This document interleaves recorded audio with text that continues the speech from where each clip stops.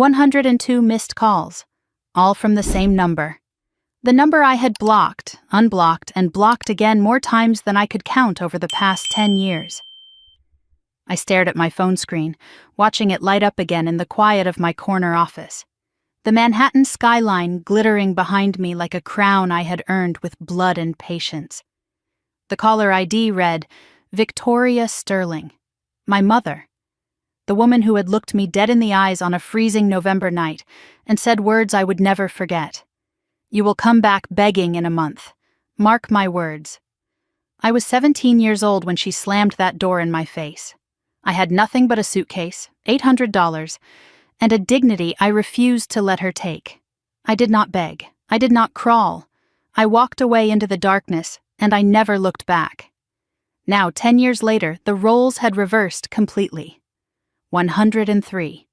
104. The calls kept coming, desperate and relentless. Before I tell you why I let it ring, let me take you back to the night my mother threw me out like garbage, and the secret she never wanted me to discover.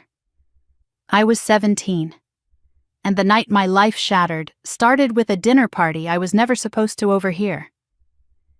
The Sterling mansion sat on 3 acres of manicured perfection in Greenwich, Connecticut, the kind of place where old money pretended to be humble while counting every penny of everyone else's worth. I had grown up in that house, but it never felt like home. More like a museum where I was one of the displays, expected to be beautiful, silent, and obedient. I was back from boarding school for Thanksgiving break, sitting through another one of my mother's elaborate dinner parties with a smile plastered on my face. The guests were the Harrison family, owners of a development firm my mother had been circling for months. A merger, she called it. A golden opportunity. My mother, Victoria, moved through the room like a queen holding court. Perfect blonde hair, perfect posture, perfect smile that never quite reached her eyes. She had married my father when she was 22 and widowed by 27. I barely remembered him, just fragments, a deep laugh, strong hands lifting me onto his shoulders, the smell of cedar and coffee. He died in a car accident when I was 5. My mother remarried 3 years later to Richard, a man who agreed with everything she said and never looked anyone directly in the eyes. My sister Meredith was born a year after that. The golden child. The one who did everything right. I was the reminder of the husband Victoria could not control. I felt it in every glance, every comparison, every cold silence when I entered a room. That night I excused myself to use the restroom. On my way back, I heard my name whispered in a tone that made me freeze outside the study door. I pressed myself against the wall, heart pounding, and listened. My mother's voice smooth and confident, and Mr. Harrison Sr. gruff and impatient. They were discussing an arrangement. It took me a moment to understand what I was hearing, and when I did, my blood turned to ice. My mother had promised my hand in marriage to Harrison Jr. The merger depended on it. Harrison Sr.'s voice was casual, almost bored. My son is difficult, I admit. But your daughter is pretty enough. She will learn to manage him. My mother's response made my stomach lurch. Elena will do as she is told. She has no other options. I have made sure of that. No other options. The words echoed in my skull. I had met Harrison Jr. once before, at a charity gala the previous spring. 24 years old with a smile that never matched his eyes. He had gripped my arm too hard when we danced, laughed when I winced, and spent the rest of the night staring at me like I was something he planned to collect. There were rumors about his ex-girlfriend, an accident, they called it. She had transferred schools and never spoke publicly again. My mother was selling me to that man, to save a business deal, to protect her empire. I stood in that hallway shaking with a rage I could barely contain, and waited until the guests left to confront her. The living room was empty except for my mother, arranging flowers that did not need arranging, and Richard hovering near the fireplace like a ghost, afraid to take up space. Meredith watched from the top of the stairs, 15 years old and already learning to be invisible when storms were coming. I did not bother with pleasantries. I heard everything. I am not marrying him. My mother's hand stilled on the roses. Her smile stayed frozen in place, but her eyes went sharp. "Excuse me, I heard your little arrangement with the Harrisons. I know about Harrison Jr. I know what he did to his ex-girlfriend. I would rather be homeless than married to a monster you picked for your profit." She turned slowly and the mask slipped. Not the polished hostess anymore. Something colder. Something I had seen glimpses of my whole life but never directly faced. She smiled and it made my skin crawl. "Homeless," she repeated. "That can be arranged." She gave me until morning. "Accept the engagement or leave. No money, no connections, no family." Richard said nothing. Did nothing. Meredith stood frozen at the top of the stairs, tears streaming down her face, but silent. Always silent. I went to my room and packed one suitcase. Clothes, documents, my grandmother's locket, the only jewelry I cared about. I counted my savings, birthday money I had hidden from Victoria over the years. $847. Not much. But it was mine. I looked around my childhood bedroom one last time and realized it had never really been mine at all. Just another room in a house full of beautiful things that belonged to a woman who saw people as possessions. On my dresser sat a photo of my grandmother Margaret, the real founder of Sterling Properties, the woman who had built an empire from nothing and loved me in a way my mother never could. She had died 2 years before, and since then, Victoria's grip on everything had become absolute. I picked up the photo and whispered to her, "I do not know what you meant, Grandma, but I am not staying here to find out." As I zipped my suitcase, I noticed something I had never seen before. A small envelope taped inside the lid. My grandmother's handwriting. "For Elena. When you are ready to leave." My heart slammed against my ribs. I almost opened it right there. But I heard my mother's footsteps approaching, and there was no time. I tucked the envelope into my coat pocket, grabbed my suitcase, and walked downstairs to face her one last time. Victoria waited by the front door, arms crossed, triumph written across her features. Richard stood behind her, useless as always. Meredith was still on the stairs, still crying, still saying nothing. My mother's voice was ice. "Last chance. Walk out that door and you are dead to this family. No calls, no money, nothing." I looked at the woman who had raised me, and I saw nothing. No love, no warmth, not even hatred. Just cold calculation. She had never seen me as a daughter, only as a tool. "I was never alive to you anyway," I said. And I walked out into the freezing November night. The door slammed behind me with a sound that felt like a bone breaking.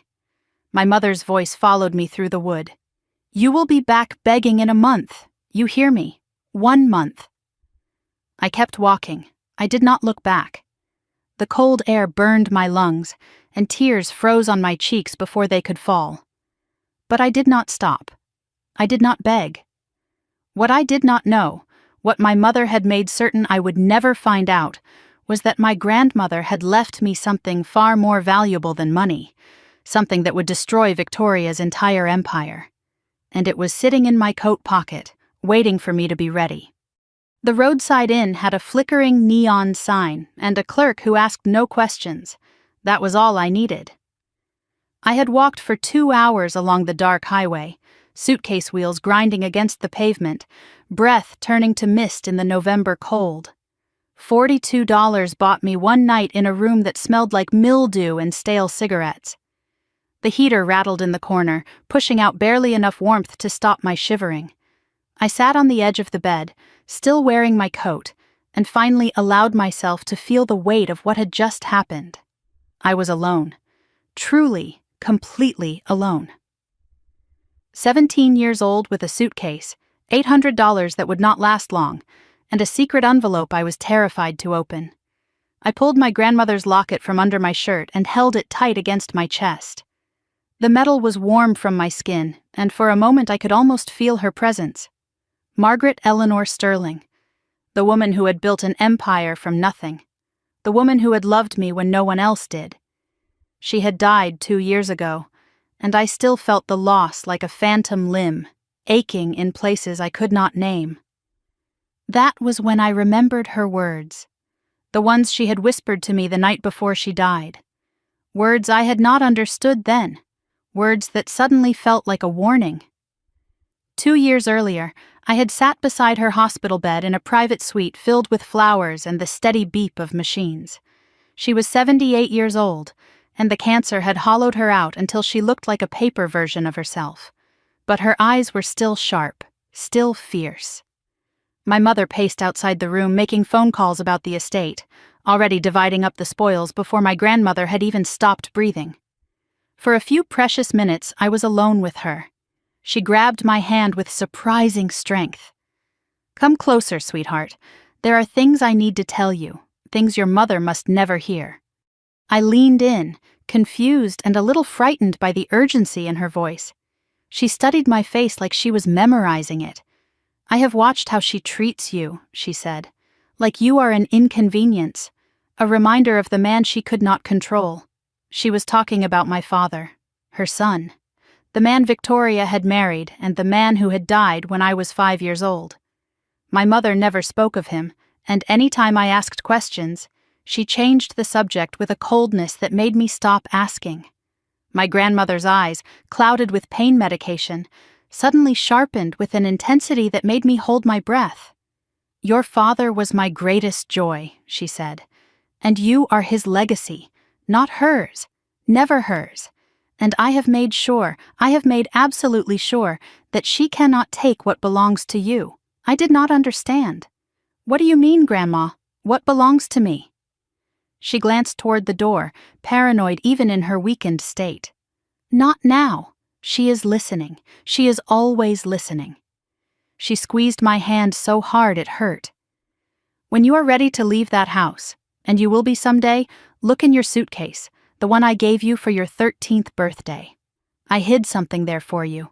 I still did not understand. I was 15, still naive enough to believe that family meant safety. She saw my confusion, and her expression softened, but only for a moment. "Promise me, Elena. Promise you will not tell anyone about this conversation. Not Meredith, not Richard, especially not your mother." I promised. I did not know what I was promising, but I trusted her completely. She was the only person in that house who had ever made me feel loved without conditions. She nodded, satisfied, and then leaned even closer. Her voice dropped to a whisper so faint I had to strain to hear. "There are people who will help you when the time comes. A lawyer named Harold Whitman. He has something that belongs to you, something your mother tried to destroy." Her eyes bore into mine. "Do not let her break you, Elena. You are stronger than she knows, stronger than she fears." My mother's voice cut through from the hallway. "Elena, visiting hours are over. Let your grandmother rest." I started to pull away, but my grandmother held on, whispering so softly I almost missed it. "The company should have been yours. I wrote it in my will." But she changed it. She forged my signature while I was too weak to stop her. "Whitman has the original. Find him." Then she let go, and my mother was in the doorway, and the moment was over. 3 days later, my grandmother was dead. I never got another moment alone with her. At the funeral, Victoria smiled graciously and accepted condolences like a queen receiving tribute. I watched her, numb and silent, my grandmother's words locked inside me like a time bomb I did not know how to defuse. Now, sitting in that cheap motel room 2 years later, everything finally made sense. The envelope from my suitcase sat in my trembling hands, my grandmother's handwriting staring back at me. "For Elena. When you are ready to leave." I was ready now. I had no choice but to be ready. I tore it open carefully, as if the paper itself was precious. Inside was a handwritten letter and a business card. The card read, "Harold Whitman, attorney at law," with an address in Hartford, Connecticut. The letter was dated 3 years earlier, written when my grandmother was still healthy, still sharp, still fighting battles I knew nothing about. The first line made my heart stop. "My dearest Elena, if you are reading this, then your mother has finally shown you who she truly is." I kept reading, tears blurring my vision. She explained everything. Sterling Properties was built by her alone after her first husband, my grandfather, died young. Victoria had married Margaret's son, my father, not for love but for access to the company. When my father died in that car accident, Victoria wasted no time taking control. My grandmother had always suspected the accident was not an accident.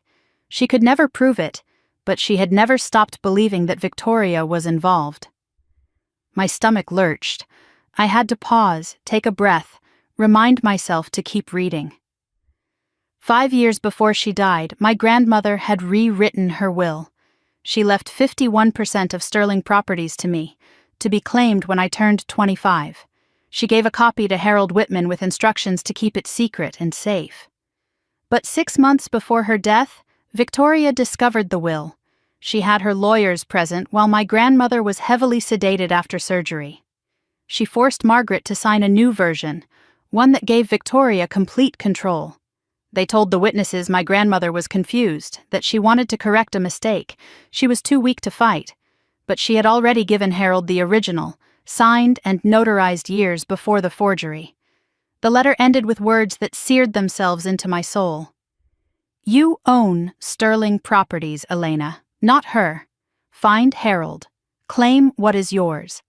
And when the time comes, make her pay for what she did to both of us."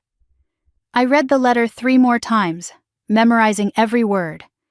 Then I hid it back in the suitcase lining, in the same spot my grandmother had placed the envelope years ago. I looked at Harold Whitman's business card. Hartford was 3 hours away by bus. Part of me wanted to go immediately, demand answers, claim what was mine. But I was 17, homeless, with $800 to my name. I could not fight Victoria now. She had lawyers and money and power I could not imagine. I needed to survive first. Build myself up, learn how the world worked. Then, when I was ready, I would find Harold Whitman.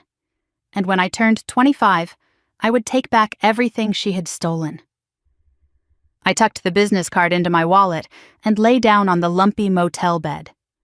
For the first time since walking out that door, I did not feel hopeless. I had a purpose now, a goal, a reason to keep going. I did not just leave that mansion with a suitcase and $800. I left with a weapon, a truth my mother thought she had buried forever. 3 days later, a letter arrived at the motel, forwarded from my old boarding school address. The return address said Law Offices of Harold Whitman. Inside was a single sentence. "Your grandmother told me you would come. I have been waiting. Call me when you are ready, but be careful. Your mother has eyes everywhere." 3 weeks after my mother threw me out, I moved to Bridgeport. It was far enough from Greenwich to avoid Victoria's social circle, but close enough to be practical. I found a tiny room above a laundromat, shared bathroom down the hall, $180 a week. The walls were thin enough to hear my neighbor's television at all hours, and the radiator clanked like someone was trapped inside it, but it was mine. My $800 lasted exactly 19 days. After that, survival meant working until my body screamed for rest and then working some more. I took a morning shift at a coffee shop, afternoon deliveries for a pharmacy, and weekend waitressing at a diner. I slept 5 hours a night if I was lucky. I ate 1 real meal a day, usually whatever the diner let me take home after closing. My hands became raw from washing dishes in industrial soap. My feet blistered from standing 12 hours straight. I lost 15 pounds in 3 weeks, not because I wanted to, but because I could not afford to eat properly. I kept Harold Whitman's business card in my wallet, tucked behind my dwindling cash. I had not called him yet. I was too scared, too broke, too focused on simply staying alive. But the worst part was not the exhaustion or the hunger. It was the whispers. Somehow, even 60 miles from Greenwich, my mother's version of the truth had found me first. It happened on a Saturday night at the diner. The place was packed, and I was running between tables with plates balanced on my arms when 2 women walked in. Designer handbags, perfect highlights, the kind of casual elegance that cost more than my monthly rent. I recognized them immediately, friends of Victoria, regulars at her charity galas. I kept my head down and approached their table, hoping they would not look too closely at the waitress in the stained apron. I was wrong. One of them gasped mid-sentence. "Oh my God, is that Victoria Sterling's daughter?" Her friend leaned in, whispering loud enough for half the restaurant to hear. "The one who ran off with that drug dealer? I heard she has been arrested twice already." My tray trembled in my hands. I forced myself to stay calm, to keep my face neutral, but my heart was pounding so hard I thought they must be able to hear it. The first woman turned to me with a smile dripping in fake sympathy. "Sweetheart, does your mother know you are working here? She has been worried sick about you." Something inside me snapped. My mother knows exactly where I am. She put me here. The words came out sharper than I intended. Both women stared at me, then exchanged glances filled with pity and judgment. The second one shook her head. "The poor thing. Clearly on something. Look at how thin she is." I walked away before I said something that would cost me my job. My manager gave me a warning look, and I swallowed my rage and kept serving tables until my shift ended at midnight. That night, in my tiny room above the laundromat, I borrowed a laptop from a coworker and searched my own name. What I found made me want to scream. Victoria had not just kicked me out. She had launched a full campaign to destroy my reputation before I could even try to fight back. The story she was telling everyone was elaborate and devastating. Her troubled daughter had suffered a breakdown after her grandmother's death. I had started dating a dangerous older man. I had gotten involved with drugs. I had stolen money from the family and run away. Victoria was heartbroken, of course, praying for my recovery, hoping I would get the help I needed. There were photos of her at charity events, dabbing at her eyes while accepting sympathy from her wealthy friends. The local paper had even quoted her.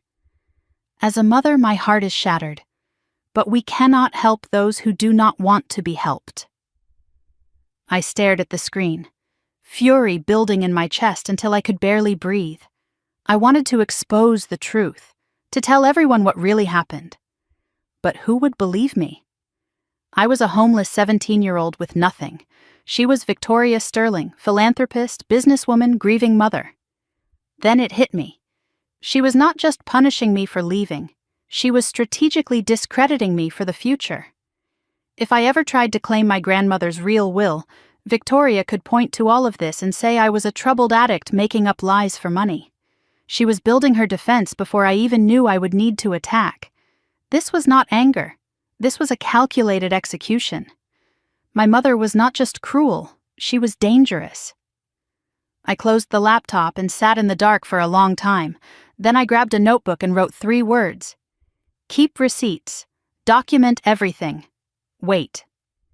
January arrived with bitter cold and the kind of exhaustion that settles into your bones and refuses to leave. I was delivering prescriptions one afternoon when I accidentally walked into the wrong office. The sign on the door read, Chen Properties, Boutique Real Estate Solutions. A woman in her 50s looked up from her desk, sharp eyes taking in my disheveled appearance and the pharmacy bag in my hand. "You are on the wrong floor," she said, but then she paused, studying me more closely. "You look like you have not slept in a month. Sit down before you collapse." I started to refuse, but something in her voice stopped me. She made me tea and asked questions. Where did I go to school? Where did I work? How old I was? I found myself answering honestly, too tired to construct lies. When I mentioned Greenwich Academy, her expression shifted. "Greenwich? You would not happen to know the Sterling family, would you?" I hesitated for only a moment before deciding I had nothing left to lose. "Victoria Sterling is my mother. She kicked me out 2 months ago." The woman leaned back in her chair, studying me with new interest. Her name was Diane Chen, and what she told me next changed everything. "Victoria Sterling destroyed my husband's business 15 years ago," she said. "Undercut his bids, spread rumors about faulty construction, got his license suspended on false charges. He never recovered. Died of a heart attack 3 years later." She looked at me with something I had not seen in months. Respect. "So, you survived her too." We talked for hours. I did not tell Diane about the inheritance or Harold Whitman. It was too risky, and I did not know yet if I could trust her. But I told her about the ultimatum, the arranged marriage, the lies Victoria was spreading.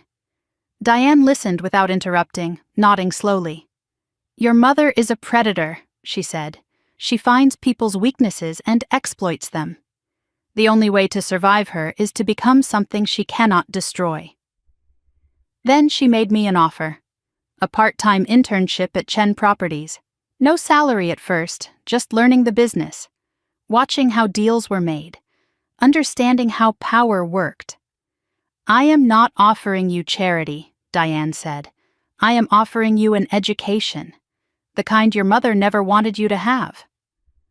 Something clicked in my mind. My grandmother had built Sterling Properties from nothing. Diane had built Chen Properties from the ashes of what Victoria destroyed. Maybe I did not need to wait until I was 25 to start fighting back. Maybe I could start building now. I accepted her offer that same day. February came with freezing rain and the first hint that I might actually survive this. I was working mornings at the coffee shop, afternoons at Chen Properties, weekends at the diner. It was brutal, but for the first time I was learning instead of just surviving. Then one night, at 2 a.m, my phone buzzed with an unknown number. I almost ignored it, but something made me answer. A whisper on the other end. "Elena? It is me. Meredith." My heart stopped. I had not heard from my sister since the night I left. She was crying, her voice barely audible.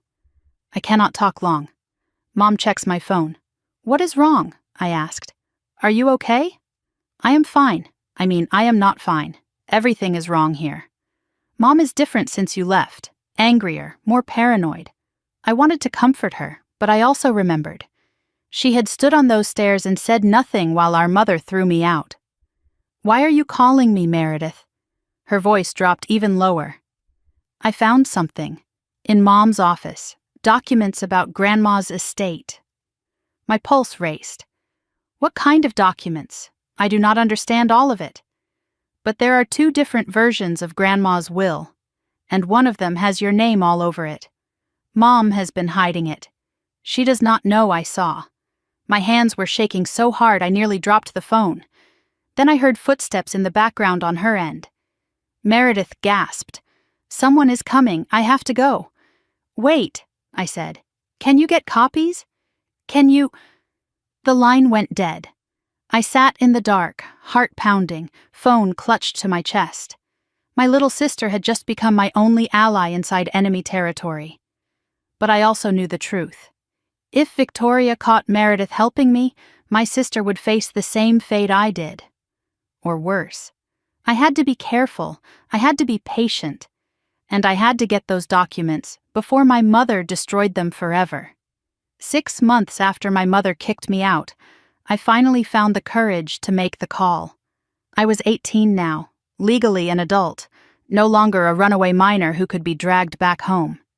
I had spent months staring at Harold Whitman's business card, tracing the embossed letters with my fingertip, wondering what secrets waited on the other end of that phone number. After Meredith's midnight call about the 2 wills, I knew I could not wait any longer. Something was happening inside that mansion, and I needed answers before Victoria destroyed whatever evidence remained. Diane had noticed me distracted at work, staring into space when I should have been reviewing contracts. She asked me what was wrong, and I told her a partial truth. There is someone I need to meet, a lawyer who knew my grandmother. But I am afraid of what I will find. She looked at me with those sharp eyes that missed nothing. "Fear does not protect you," she said. "It just delays the inevitable. Whatever it is, you face it now or face it later. But you will face it." That night, I dialed the number on the card. It rang 4 times before a gruff voice answered. "I wondered how long it would take you to call. Your grandmother always said you would need time to find your courage. Looks like she was right." Harold Whitman sounded old and tired, but there was a sharpness beneath the weariness that reminded me of my grandmother. He confirmed he had been Margaret's personal attorney for over 30 years. Trusted advisor, friend, keeper of secrets. Your mother fired me the week after Margaret's funeral, he said. Did not even let me attend the service. But your grandmother knew that would happen. She prepared for it. I asked to meet him in person. He agreed, but his conditions made my skin prickle with unease. We cannot meet at my office. Your mother has people watching. We cannot meet anywhere in Connecticut. Too risky. He suggested a location in upstate New York, a small town called Rhinebeck, about 3 hours north. A diner called Martha's Kitchen, his late wife's favorite place. Come alone, he said. Tell no one. And Elena, bring something that proves you are really Margaret's granddaughter. A photo, a letter, anything. I need to know this is not a trap. A trap, I repeated. Why would anyone trap you? The line went silent for a long moment. Then his voice dropped to barely a whisper. Because your mother has already tried twice. Once with a private investigator pretending to be a journalist. Once with a woman claiming to be a distant relative. She knows I have something. She just does not know exactly what. My blood ran cold. Victoria was not just covering her tracks. She was actively hunting for evidence. Harold Whitman had been protecting something for 2 years, waiting for me. And my mother would do anything to find it first. The Greyhound bus left Bridgeport at 6 in the morning on a Saturday in late May. I sat by the window, watching the landscape shift from suburban sprawl to rolling hills dotted with farms and forests. I had brought my grandmother's locket, her original letter, and a photograph from my 15th birthday, showing the two of us laughing together in her garden. 3 pieces of proof that I was who I claimed to be. The bus ride gave me time to think, to organize everything I knew. My grandmother's whispered warning in the hospital, the letter hidden in my suitcase, Meredith's discovery of 2 wills in Victoria's office, and now Harold Whitman, the keeper of the original document that could change everything. I stared out the window and wondered what kind of life I might have had if my grandmother had lived longer, if my father had never died, if my mother had been capable of love instead of just calculation. But wondering did no good. I had learned that lesson the hard way. All I could do now was move forward. As the bus pulled into Rhinebeck, I noticed a black SUV parked across from the station. Tinted windows, Connecticut plates. My heart stopped. Had Victoria found out? Was I walking into an ambush? I stayed frozen in my seat, barely breathing, watching the vehicle. Then the driver stepped out. An elderly woman with a walker, moving slowly toward the pharmacy next door. Just a coincidence. But the fear did not leave me. It never really left anymore. Martha's Kitchen was exactly what I expected from a small-town diner. Red vinyl booths, the smell of coffee and bacon, a Saturday lunch crowd of families and truckers and elderly couples sharing pie. I scanned the room and spotted him in the corner booth. White hair, rumpled suit that had probably been expensive 2 decades ago, reading a newspaper but watching the door over the top of it. I approached slowly. Mr. Whitman? He studied my face for a long moment, his eyes sharp despite his age. Then he nodded. You have Margaret's eyes. Sit down. I slid into the booth across from him and placed my proof on the table. The locket, the letter, the photograph. He examined each item carefully, holding the letter up to the light, running his thumb over my grandmother's handwriting. That is her script, he said finally. I would recognize it anywhere. She wrote this letter at my office, you know. Made me witness it. Said someday you would need proof that she loved you. My eyes stung, but I refused to cry. Not here, not now. Whitman reached into his briefcase and pulled out a thick manila envelope, worn at the edges, sealed with red wax.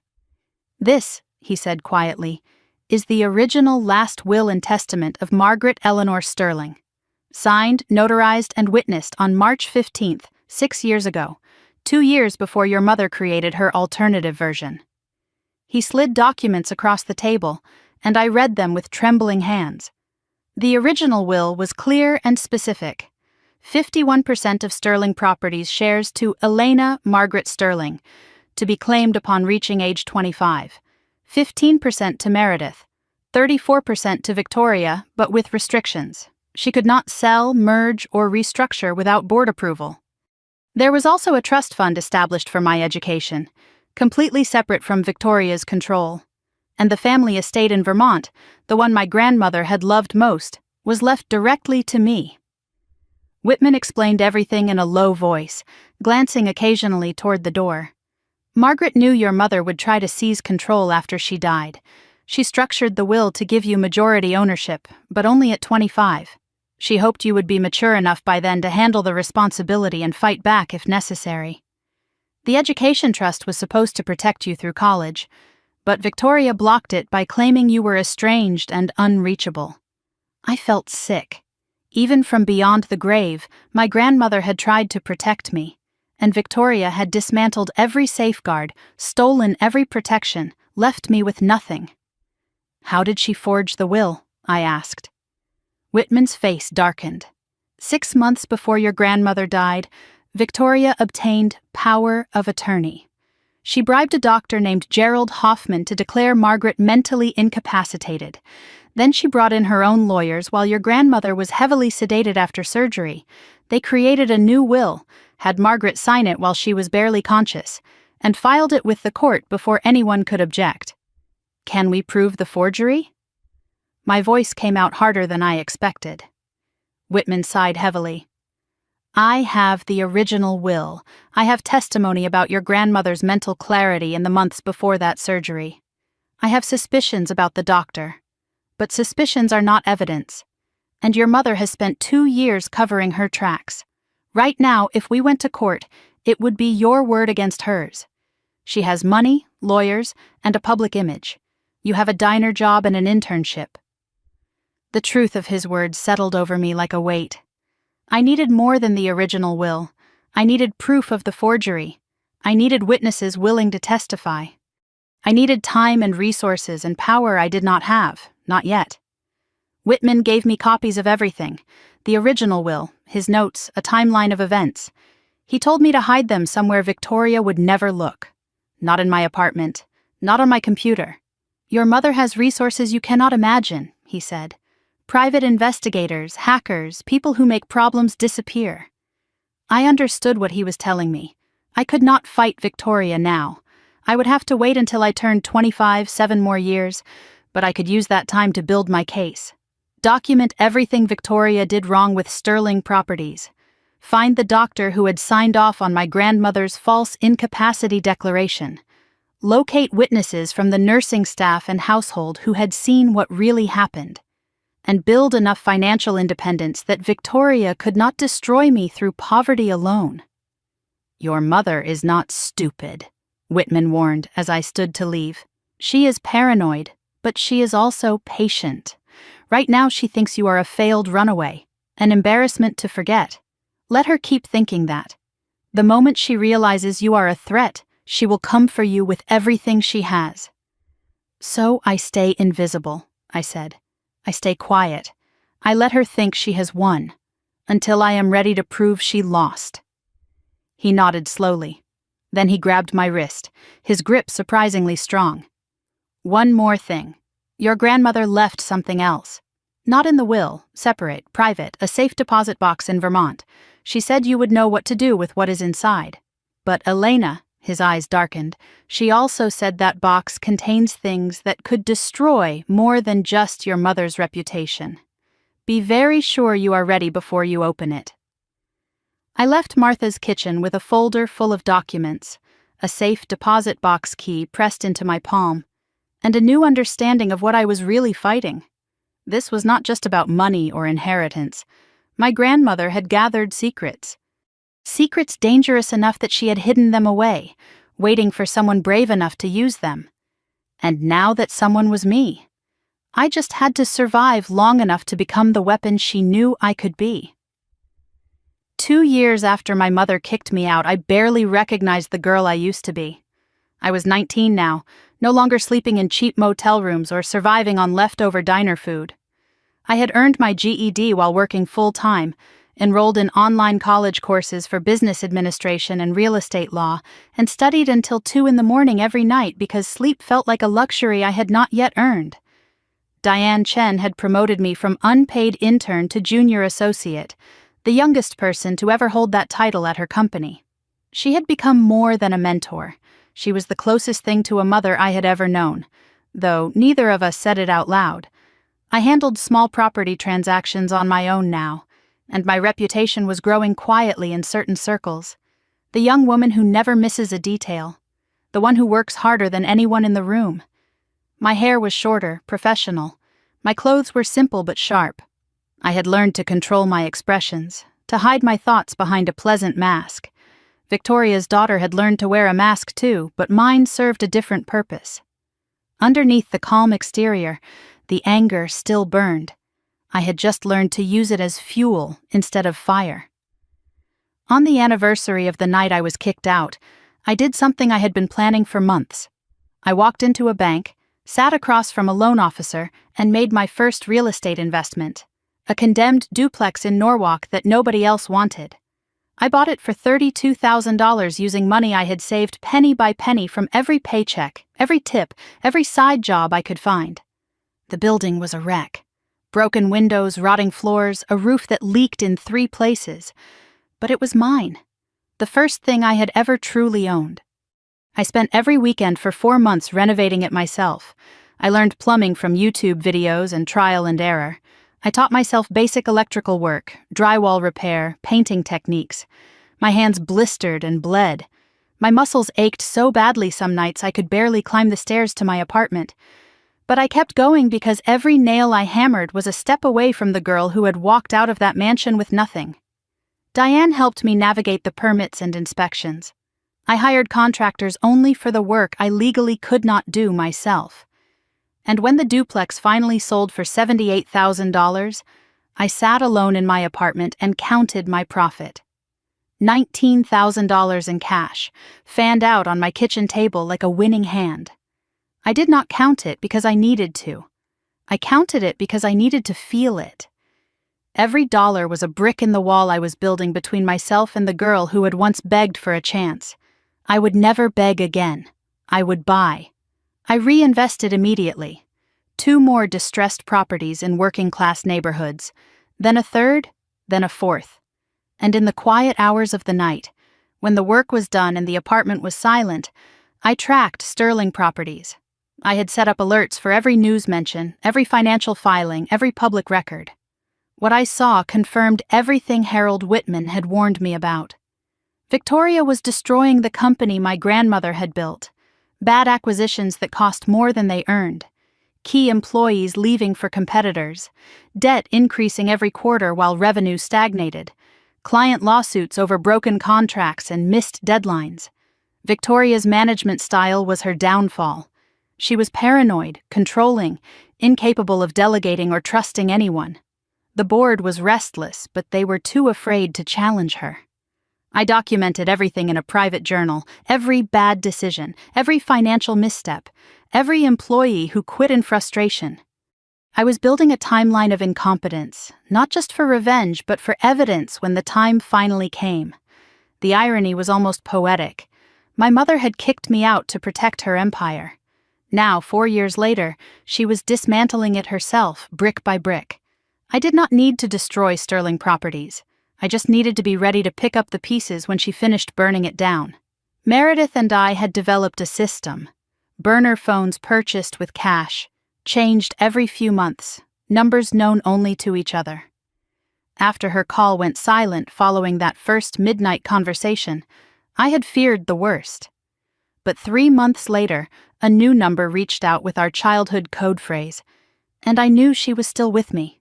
She was 17 now, still trapped in the mansion, still playing the obedient golden child. But secretly, she had become my eyes inside enemy territory. She reported everything. Victoria's erratic moods, her paranoid accusations against employees and board members. Richard sleeping in a separate bedroom, barely speaking at family dinners. The growing tension in a house that had always been cold, but was now becoming something worse. One Saturday afternoon, my burner phone buzzed with Meredith's number. Her voice was strange when I answered. Tight and controlled, almost robotic. Elena, Mom had a meeting with Harrison Sr. last week. behind closed doors. When she came out, she looked scared. I have never seen her scared before. My blood ran cold. The Harrisons, the family Victoria had tried to sell me to. They were still in the picture, and whatever my mother owed them, it was bad enough to frighten her. I told Meredith to be careful, to keep watching, to protect herself above all else. But after we hung up, I sat in the dark for a long time, wondering what kind of deal Victoria had made with those people and what it would cost her when it came due. By my 4th year on my own, I was 21 years old and no longer working at the diner or the coffee shop. Real estate was my full-time career now. My portfolio had grown steadily, 8 properties renovated and sold, 3 rental units generating passive income every month. Net worth approaching $200,000. All of it held under an LLC I had named Phoenix Holdings, rising from the ashes. Diane had made me a partner at Chen Properties, the youngest in company history.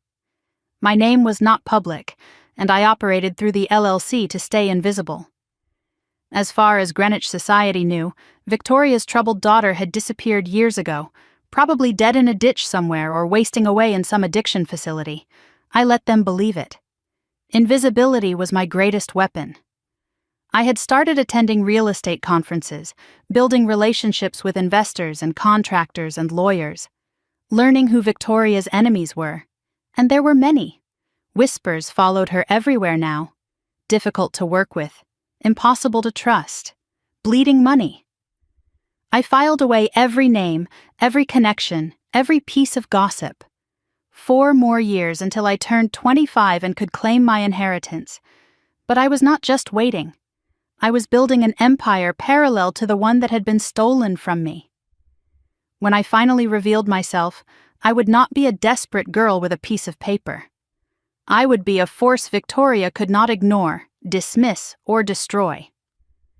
In April, a commercial broker I had met at a conference called me with an opportunity. "There is a property going to auction next month," she said. "Former warehouse district in New Haven. Multiple bidders expected, including Sterling Properties." I smiled into the phone. "Tell me everything." The auction took place in a hotel ballroom in Hartford. I attended as a representative of Phoenix Holdings, wearing a professional suit and glasses I did not need. My hair was different now. My posture changed. My entire presence transformed from the 17-year-old who had walked out of that mansion. I scanned the room. Lawyers, developers, investors. And then I saw her. Victoria swept in like she owned the room. Designer dress, perfect hair, that smile I remembered too well. Richard trailed behind her, looking exhausted and diminished. They took seats in the front row, expecting to dominate as they always did. I positioned myself near the back and watched. The auction began, and I observed Victoria's strategy. She bid aggressively, arrogantly, driving the price higher than the property was worth. Ego over calculation. A classic mistake. I dropped out early as planned and watched her win, overpaying by at least 15%. Another bad decision for my file, another crack in her foundation. As the auction ended and people filed toward the exit, I found myself walking behind Victoria, close enough to smell her perfume. The same Chanel she had worn my entire childhood. She was on her phone, complaining about incompetent contractors and disloyal employees. Her elbow brushed my arm as she passed through the doorway. She did not apologize, did not even glance back, but I stopped, stood in that doorway for a moment, watching her walk away. "Enjoy it while you can, Mother," I whispered. "Your time is almost up." A voice behind me made me freeze. "Excuse me, are you not Victoria Sterling's daughter?" I turned slowly to face a man I did not recognize, tall, dark-haired, watching me with unsettling intensity. "I have no idea what you are talking about," I said calmly. But his eyes told me he did not believe a single word. The stranger's eyes held mine with an intensity that made my pulse race. I kept my expression neutral, the mask I had perfected over 5 years of survival. "I already told you," I said. "I have no idea what you are talking about." He smiled, but there was no warmth in it. Just recognition. My mistake, then. "You just bear a striking resemblance to someone I have been researching for a very long time." He handed me a business card before I could respond. Nathan Cole, Cole Development Group. The name hit me like a slap. Cole Development was one of Sterling Properties' biggest competitors.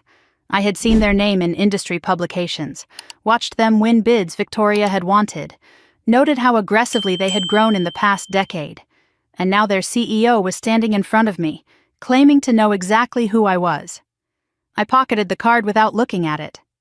Interesting company, I said carefully. I hear they are doing well. Nathan tilted his head, studying me like a puzzle he was determined to solve. We are. No thanks to Victoria Sterling. She tried to destroy us once. She failed. He paused, letting the words sink in. I am not here to expose you, Elena. I am here because we have something in common. We both want to see Victoria Sterling burn. He said it so casually, like he was discussing the weather. But his eyes told a different story. There was hatred there, the kind that only comes from deep personal wounds. Whatever Victoria had done to this man, it was not just business. It was war. We ended up in a quiet corner of the hotel bar, 2 untouched drinks sitting between us. I kept my guard up, watching for any sign that this was a trap. But something about Nathan's anger felt genuine. Too raw to be performance. He told me his story, and with every word, my understanding of my mother's cruelty expanded. His father, Robert Cole, had built Cole Development from nothing in the 1980s. For years, Sterling Properties and Cole Development had been friendly competitors, occasionally partnering on projects, respecting each other's territory. Then everything changed. When Nathan was 18, his father secured the biggest contract of his career, a waterfront development in Stamford worth tens of millions. Victoria wanted that contract. She did not just compete for it, she annihilated Robert Cole to get it. She spread rumors that Cole Development used substandard materials. She bribed a building inspector to file false safety violations. Robert Cole's license was suspended pending investigation. By the time he was cleared 18 months later, he had lost everything. Clients had fled, his reputation was destroyed. He filed for bankruptcy and never recovered. 6 months later, Robert Cole died of a heart attack. Nathan was 20 years old, burying his father while Victoria Sterling celebrated her stolen victory. She did not just beat him, Nathan said, his voice low and controlled. She erased him, made sure no one would remember Robert Cole as anything but a failure. He died thinking he was worthless. Nathan looked at me with an intensity that made me shiver. I was 20 years old, standing at my father's grave, and I swore I would take back everything she stole. I have been building toward that for 12 years, and now I find out Victoria's own daughter is doing the same thing. That is not a coincidence. That is an opportunity. I should have walked away. Every instinct I had developed over 5 years of survival screamed that trusting anyone was dangerous. Victoria had turned people before. She could have planted Nathan to draw me out. But something in his story resonated too deeply to dismiss. I knew what it felt like to lose a father because of Victoria. I knew the rage that never faded, the hunger for justice that shaped every decision. And I knew that I had been building my case alone for too long. I needed resources, connections, evidence I could not gather on my own. Nathan had all of those things. The question was whether I could trust him enough to share what I knew. Why should I trust you? I asked. For all I know, you are working for her. This could be another one of her traps. Nathan considered the question for a long moment. Then he pulled out his phone and showed me a photograph. His father, gaunt and gray, lying in a hospital bed. The image was devastating. A man who looked 80, but could not have been older than 50. This was taken 2 days before he died, Nathan said. His voice cracked almost imperceptibly. He was 53 years old. Victoria Sterling took everything from him. His business, his reputation, his will to live. He put the phone away. I do not work for her. I exist to end her. I believed him. Maybe it was foolish. Maybe 5 years of isolation had made me desperate for an ally. But looking into Nathan's eyes, I saw a mirror of my own pain. Two people destroyed by the same monster, both building toward the same reckoning. We spent the next hour talking strategy. I did not reveal everything. Not the original will, not Harold Whitman, not the safe deposit box in Vermont. I kept my biggest secrets close, maintaining leverage. But I told him enough. The kicked out at 17. The forced marriage I refused. The lies Victoria had spread to destroy my reputation. Nathan listened without interrupting, nodding slowly, and he shared what he had gathered over 12 years of investigation. Shell companies in Delaware that Victoria used to hide assets, bribes to zoning officials documented through financial records, falsified environmental reports that had allowed Sterling Properties to build on protected land. Together we began mapping Victoria's network of lies. 3 weeks later, I sat in Nathan's office in downtown Hartford, surrounded by whiteboards covered in timelines and documents. We had been meeting in secret, late nights poring over evidence, strategy sessions over takeout containers. Nathan had resources I could only dream of. Forensic accountants, private investigators, a legal team on retainer. And he had years of documentation I had never seen. The picture emerging was darker than I had imagined. Victoria's corruption ran deeper than simple greed. She had destroyed at least 4 other businesses the same way she destroyed the Coles. She had bribed judges, manipulated land deals, possibly even blackmailed a state senator who had tried to investigate her practices. Nathan was impressed by my discipline, my analytical mind, my cold patience. I was impressed by his resources, his intelligence, his matching hatred. And something else had begun to simmer beneath the surface. One night, past midnight, we were reviewing financial discrepancies in Sterling's third-quarter reports.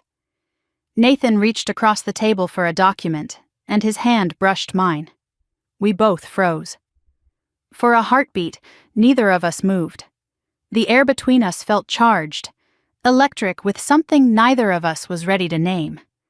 Then I pulled back, reaching for my coffee instead. "We should focus," I said, my voice steadier than my pulse. Nathan nodded, but his eyes lingered a second too long. We both knew something was shifting between us, and we both knew we could not afford to let it distract us from the mission.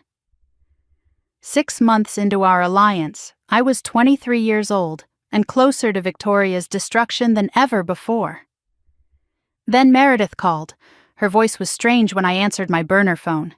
Tight, controlled, almost robotic. "Elena. How are you doing? I have been thinking about you lately." My instincts screamed that something was wrong. Meredith never made small talk. We had developed codes over the years, phrases that meant specific things. "How is the weather there?" meant, "Are you being watched?" I replied carefully. "It has been stormy lately, very stormy." My blood ran cold.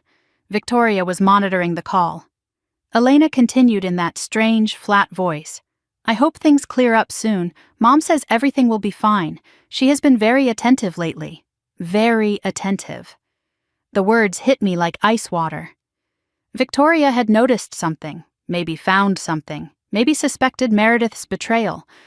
My little sister was sitting in that mansion playing the perfect daughter, while our mother circled like a shark that smelled blood. "I have to go now," Meredith said. "Mom wants me for dinner. Love you." The line went dead before I could respond. I called Nathan immediately. "We have a problem. Victoria is on to Meredith. We need to accelerate our timeline." 2 weeks later, at 3 a.m, my phone exploded with calls from Meredith's burner number. I answered, groggy and confused. Her voice was not controlled this time. It was raw panic, barely a whisper. "Elena, I messed up." She found the phone. She found everything. I bolted upright in bed. "What happened?" "Richard. He was going through my room. I do not know why. He found my hiding spot. He took the phone straight to Mom. My heart was pounding so hard I could barely think. What did she do?" Meredith described the confrontation in fragments. Victoria's face going white, then purple with rage, screaming at Meredith for an hour. calling her a traitor, a snake, just like her sister, demanding to know everything Meredith had told me. Meredith had lied, claimed she only called to beg me to come home. Victoria did not believe her. She took my phone, my laptop, everything. I am locked in my room. There is someone outside my door. Private security, I think. She cannot do that, I said. You are 19. That is false imprisonment. Meredith's voice cracked. She does not care. She said if I try to leave, she will have me committed. She has a doctor who will sign the papers. The same one who signed for Grandma. The same doctor. The same playbook Victoria had used to forge my grandmother's will. Now she was threatening to use it against my sister. Elena, Meredith's voice broke completely. I am scared. She looks at me the way she used to look at you, like I am not her daughter anymore, like I am just a problem to solve. I heard footsteps in the background on her end. Someone was coming. I have to go. Please, please help me. Do not let her do to me what she did to Grandma. Do not let her make me disappear. The line went dead. I grabbed my keys, my jacket, the folder of evidence Nathan and I had compiled. Victoria had finally made a mistake she could not take back. She had shown Meredith exactly who she really was, a monster who would sacrifice her own children to protect her lies. Now Meredith was not just a source, she was a witness. And she was also my sister. I had spent 5 years building toward revenge. But revenge could wait another day. Tonight I had a rescue mission, and God help anyone who tried to stop me. Nathan's office felt like a war room at 3 a.m. Maps of Greenwich spread across the table, security team on standby, lawyers ready to intervene if things went wrong. I paced the floor while Nathan made calls, coordinating resources I could never have gathered on my own. The situation was worse than Meredith had described. Nathan's contact inside the Greenwich Police Department had disturbing news. Victoria had filed a report that evening claiming Meredith suffered a psychotic break and might be dangerous to herself. She was building a paper trail. If we took Meredith and Victoria called the police, they would treat us as kidnappers and my sister as a mental patient who needed to be returned to her mother's care. This was not just a rescue anymore. It was a race against a legal trap. Nathan's security team consisted of 2 former military operatives who asked no questions and followed orders precisely. We had a lawyer on standby for emergency custody issues and a doctor ready to examine Meredith and certify her mental competence the moment we got her out. The mansion layout was familiar to me from 17 years of living there, but Meredith had provided additional details over our years of secret communication. Security changed shifts at 4 a.m. There would be a 15-minute gap. Her room faced the back garden and was accessible through the service entrance. Victoria slept in the master suite on the opposite end of the house. Richard had moved to the guest wing. If we moved fast and quiet, we could extract Meredith before anyone noticed. If we failed, Victoria would use the police report to have my sister committed, and I would lose her forever. We drove through the darkness toward Greenwich, the same roads I had walked 6 years ago with nothing but a suitcase and $800. Everything looked the same. Manicured hedges, iron gates, old money pretending to be humble while destroying anyone who threatened their position. Nathan sat beside me in the back of the black SUV, his hand occasionally brushing mine in silent reassurance. The 2 operatives in front said nothing. They had done extractions before, though I suspected not usually from Connecticut mansions. When the Sterling estate appeared through the trees, my breath caught. The house where I had grown up, the prison I had escaped, the place where my grandmother had died and my mother had stolen everything. Memories flashed unbidden, playing in the garden as a child. My grandmother teaching me the names of flowers by the fountain. The window of my old room, dark now, probably converted to something else. Victoria had erased me from that house long before she kicked me out. We parked 2 blocks away and proceeded on foot. The security operative confirmed the shift change was happening. Nathan's tech person had disabled the electronic lock on the back gate an hour earlier. We slipped through the garden, moving between shadows, and I led the way because I knew every path and hiding spot from years of escaping Victoria's scrutiny. As we approached the back of the house, I saw something that made me freeze. A light in Meredith's window, flickering and unsteady. Not electric light, candlelight. The curtain moved, and I caught a glimpse of my sister's face. Pale, terrified, pressing against the glass. She was watching for us. She knew we were coming. The question was who else knew. The service entrance door had the same old lock I had learned to pick as a teenager sneaking out after curfew. It clicked open easily, and we moved through the hallway past the kitchen where I used to hide during my mother's dinner parties. 12 steps to the second floor. The 7th one creaked, and I skipped it automatically. Meredith's door had a security guard's chair outside it, but the chair was empty. Shift change. I knocked softly. 3 taps, pause, 2 taps. A code from our childhood, from nights when we would sneak into each other's rooms to escape the coldness of that house. The door opened a crack. Meredith's face appeared, tear-streaked and exhausted but alive. Elena. Oh God, Elena. She fell into my arms, and for 1 second I held her tight, feeling her shake against me. Then I pulled back. We have to go, now. Did you get what you needed? Meredith nodded and grabbed a backpack she had prepared. Everything I could find. Emails, financial documents, the fake will, and a recording of Mom threatening to have me committed. A recording, direct evidence, Victoria's own words captured and preserved. You recorded her, I whispered, stunned. Meredith's eyes were hard in a way I had never seen before. I have been recording her for months. Every conversation, every threat, every admission.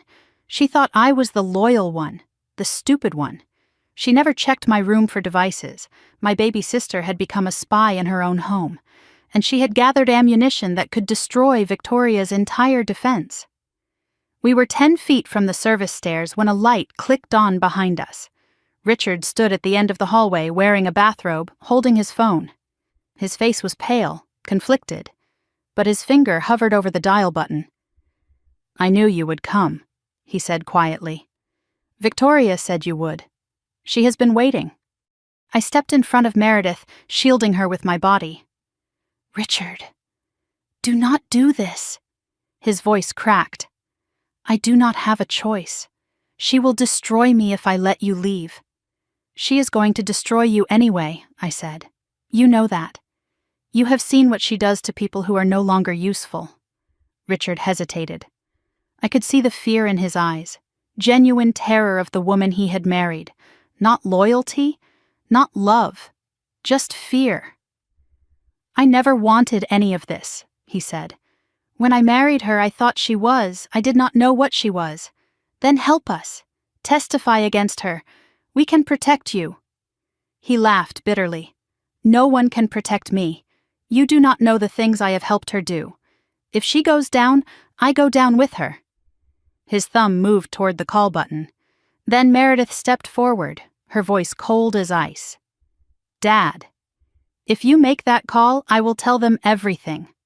About the Harrison deal. About what really happened to Elena's father. About the money in the Cayman Islands. Richard's face went white. How do you know about that?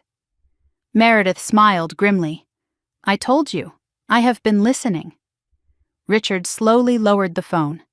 Whatever secrets Meredith had uncovered, they were enough to terrify him more than Victoria did.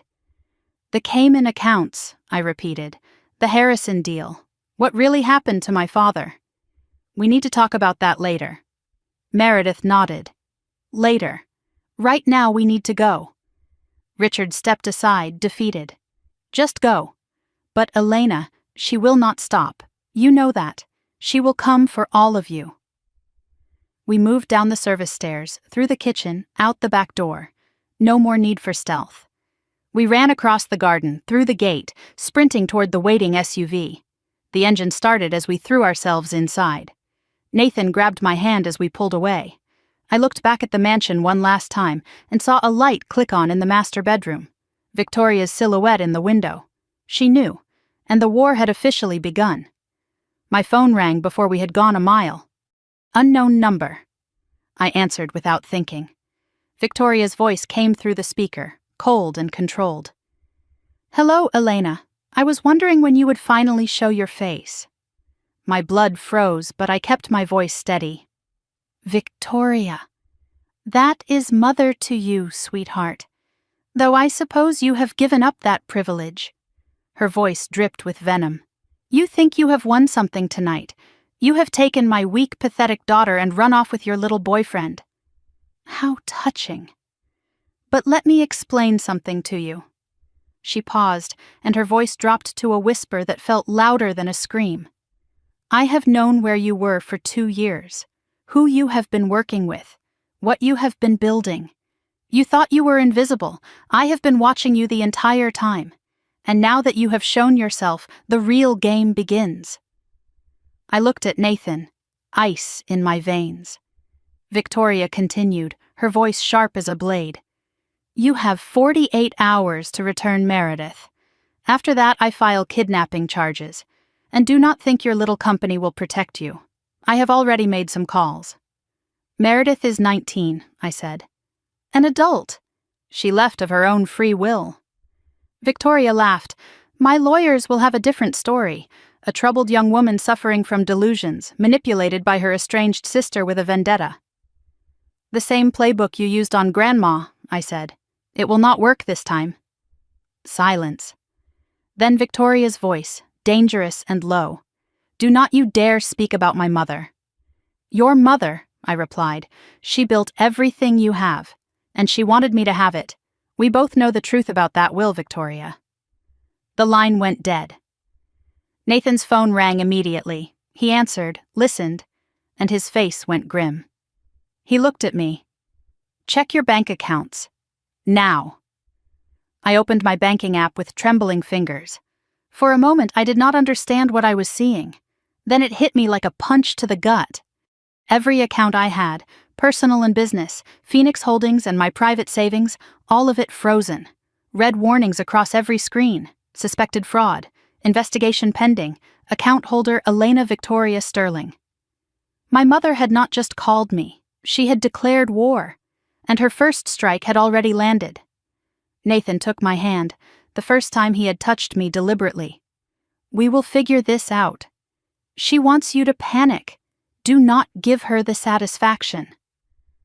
I looked at Meredith clutching her backpack full of evidence, at Nathan, whose empire was also now under attack, at my frozen accounts and my invisible life suddenly exposed.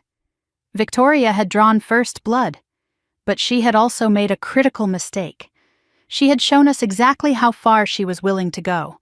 There was no negotiating now, no halfway measures. Only one of us would survive this, and I was done hiding. 2 weeks after the rescue, my life had been systematically dismantled. Victoria worked fast. My apartment lease was terminated by an anonymous complaint about illegal activity. Every bank account I had was frozen pending a fraud investigation. Phoenix Holdings assets were seized for audit.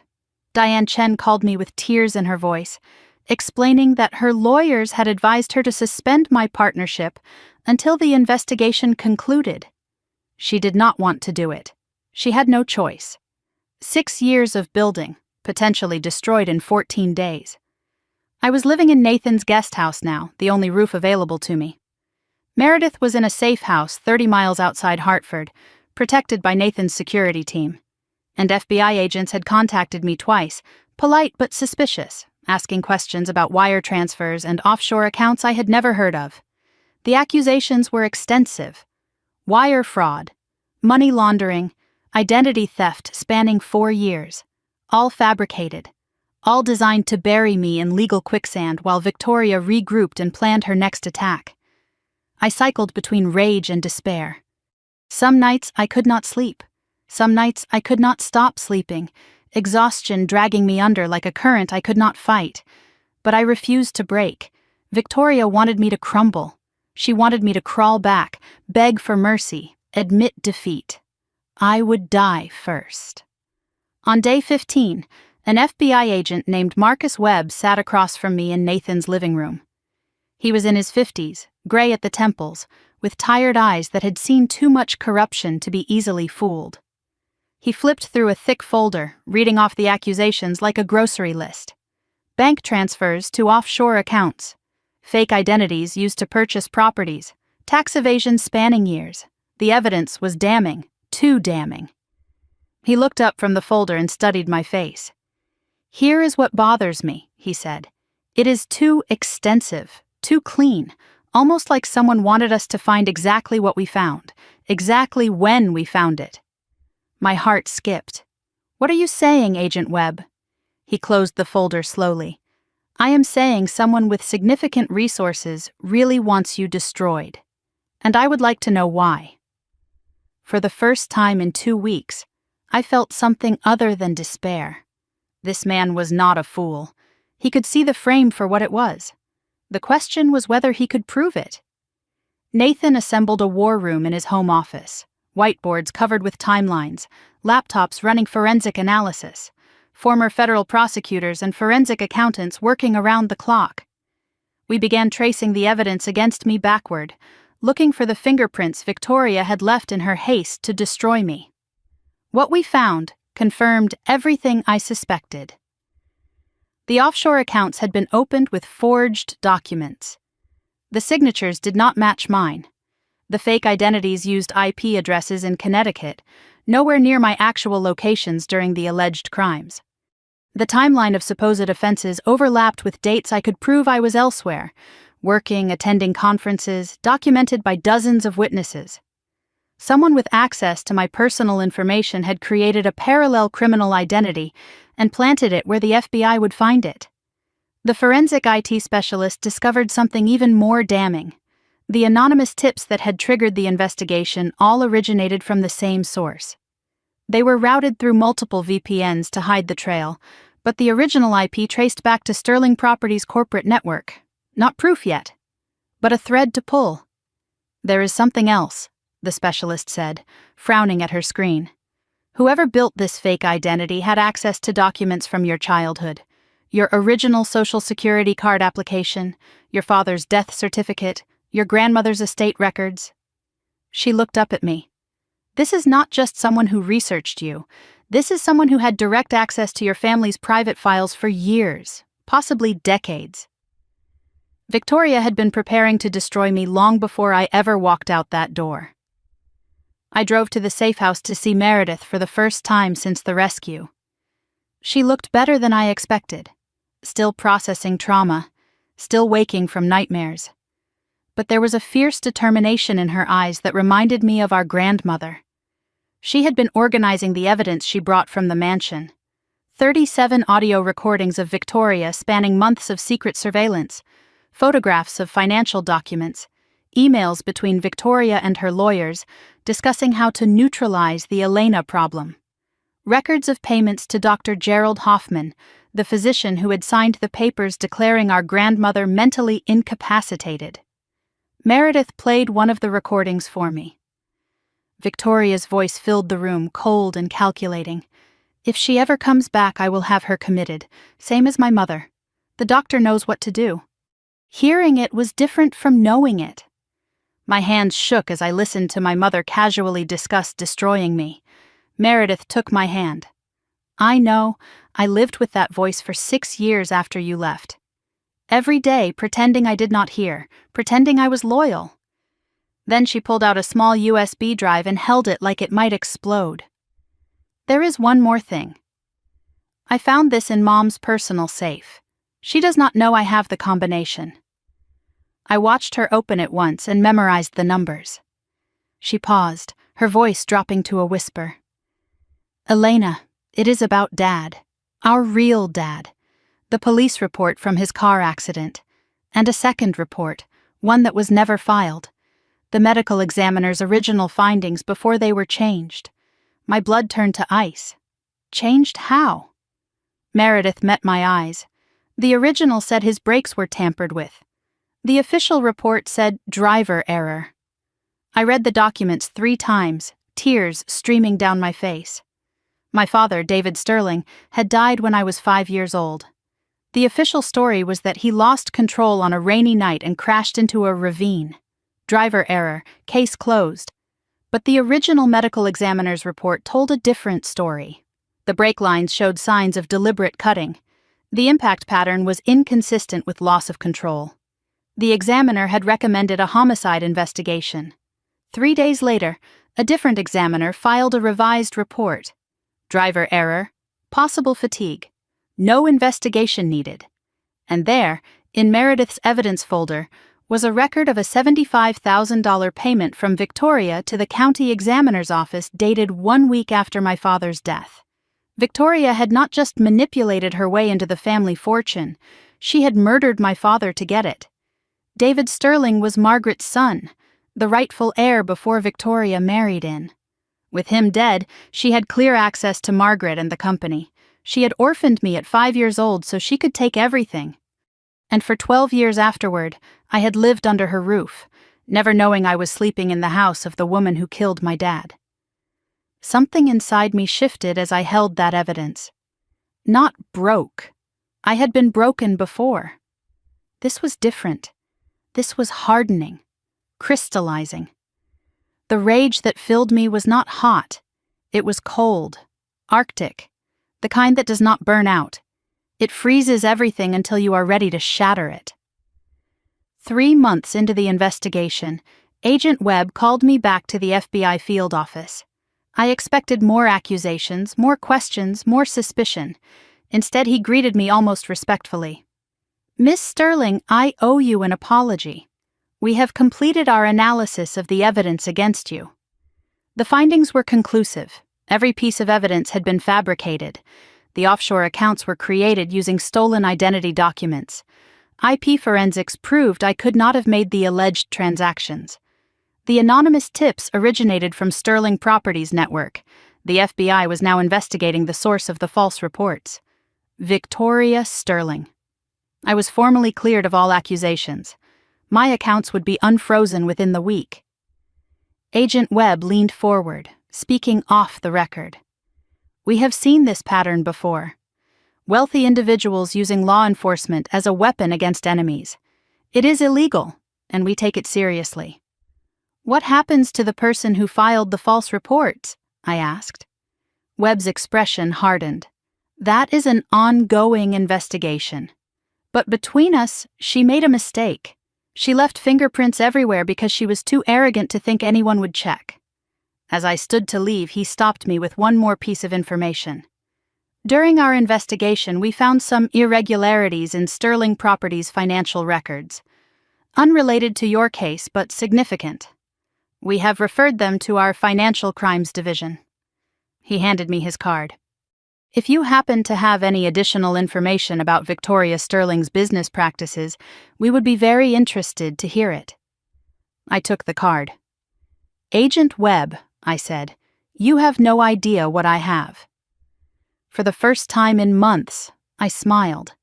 6 months after the rescue, I was 24 years old and finally ready to fight back. Nathan and I had assembled a legal army, former federal prosecutors, forensic document experts, investigators who specialized in corporate fraud. We had Harold Whitman's original will with full chain of custody documentation, Meredith's recordings of Victoria's threats, evidence of the doctor's bribery, the suppressed medical examiner's report about my father, the FBI's referral about Sterling Properties' financial crimes, and now we had commissioned the country's leading forensic document examiner to analyze both versions of my grandmother's will. His name was Dr. Samuel Reeves, and he had spent 8 weeks studying every stroke of ink, every fiber of paper, every chemical marker that could reveal the truth. Today was the day of his final report. He sat at the conference table, sliding a 200-page analysis toward me. The original will is consistent with Margaret Sterling's known handwriting, pressure patterns normal, ink age verified to 6 years before her death. Victoria's version shows clear signs of forgery, pen pressure inconsistent, stroke patterns showing hesitation marks typical of someone copying rather than signing naturally. And most damning of all, the paper contains chemical markers that did not exist in commercial paper until 18 months after Margaret Sterling died. He removed his glasses and looked at me directly. "Miss Sterling, this is not just my opinion. This is scientific fact that will hold up in any court in the country. Your grandmother's will was forged, and I can prove it beyond any reasonable doubt." I held the report in my hands. 200 pages of scientific proof that Victoria had stolen my inheritance. Combined with everything else we had gathered, it was not just a lawsuit, it was an avalanche. Nathan sat beside me, reviewing the summary. So what now? I looked at the evidence spread across the table. 6 years of pain transformed into ammunition. Now we file, and then we take everything. 8 months after the FBI cleared my name, Phoenix Holdings had become something Victoria could no longer ignore. I was 24 now, approaching 25, and the company I had built from nothing was finally stepping out of the shadows. Our new headquarters occupied a renovated warehouse in downtown New Haven, 3 floors of open space filled with energy and ambition. 12 employees worked for me now, including 3 former Sterling Properties executives who had defected over the past year. Revenue was approaching $8 million annually. The name Phoenix had become known in Connecticut real estate circles, though the connection to Elena Sterling remained hidden. On paper, I was still just E. Whitman, a mysterious figure operating through an LLC. My mother had no idea that the competitor slowly eating into her market share was her own daughter. The irony was delicious. Victoria had kicked me out with nothing, expecting me to crawl back broken. Instead, I had built a company that was systematically targeting every deal she wanted. Every property I won was one she lost. Every client I attracted was a relationship she had neglected. Death by 1,000 cuts. She knew someone was hunting her. For the first time in her life, Victoria Sterling was the prey. She just did not know the predator shared her blood. The defectors from Sterling Properties had become my secret weapons. Marcus Chen had been Victoria's vice president of acquisitions until she publicly humiliated him at a board meeting for questioning one of her decisions. He brought connections and deal knowledge that would have taken me years to build. Sandra Wells had been Sterling's lead accountant until she discovered financial irregularities and was threatened into silence. She brought evidence and expertise. James Okonkwo had been a project manager who refused to bribe a zoning official and was fired for his integrity.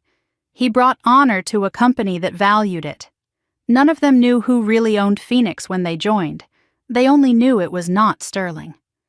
When Marcus eventually discovered the truth, he laughed for 5 solid minutes. "Victoria's own daughter is the one taking her down," he said, wiping tears from his eyes. "This is better than I ever imagined." Their loyalty became personal after that, not just professional. They had all suffered under Victoria's cruelty. Now they had a chance to make it right. Sandra knocked on my office door one afternoon with a peculiar expression. "I have been cross-referencing Sterling's public filings with my records from when I worked there," she said. "Something does not add up. They are reporting revenue they could not possibly have. Either they have found a miracle cash source, or they are cooking the books to hide how badly they are bleeding." I leaned forward. How badly? Sandra placed a spreadsheet on my desk. The numbers were devastating. At this rate, Sterling Properties would be insolvent within 18 months. Victoria was running my grandmother's company into the ground. 3 weeks later, my phone buzzed with a text from an inside contact still working at Sterling. The message was brief, but explosive. "She knows. Board meeting today." Someone showed her the connection between Phoenix and your grandmother's lawyer. She went white, then red, then started screaming. Evacuated the floor, security escorting people out. It is chaos. I read the message 3 times, letting it sink in. Victoria had hired investigators to find out who was behind Phoenix Holdings. It had taken them months to connect E. Whitman to Harold Whitman to me. But now she understood. Now she knew that her forgotten daughter had been fighting her from the shadows for years. According to my contact, Victoria had thrown a chair through her office window when she realized the truth. She canceled all meetings for the rest of the week. Richard was seen leaving the building carrying boxes, possibly moving out for good. For 6 years I had been invisible, the troubled runaway, the embarrassment to forget. Now Victoria knew she had been fighting her own child. Her narrative was shattered, her certainty was broken, and her worst nightmare was just beginning. That night my phone rang. Unknown number. I answered anyway. Silence on the line for 10 seconds. Then Victoria's voice, barely controlled. You think you are clever, do you not? Building your little empire in secret. Turning my own employees against me, playing the victim while plotting my destruction. I said nothing, letting her rage fill the silence. You are nothing, she hissed. You were nothing when you left, and you are nothing now. I made you. I can unmake you. Finally I spoke. One sentence. No, Mother.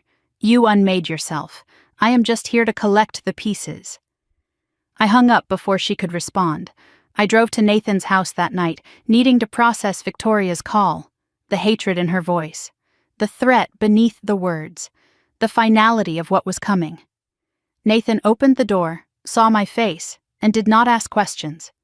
He poured 2 glasses of whiskey and sat beside me on the couch.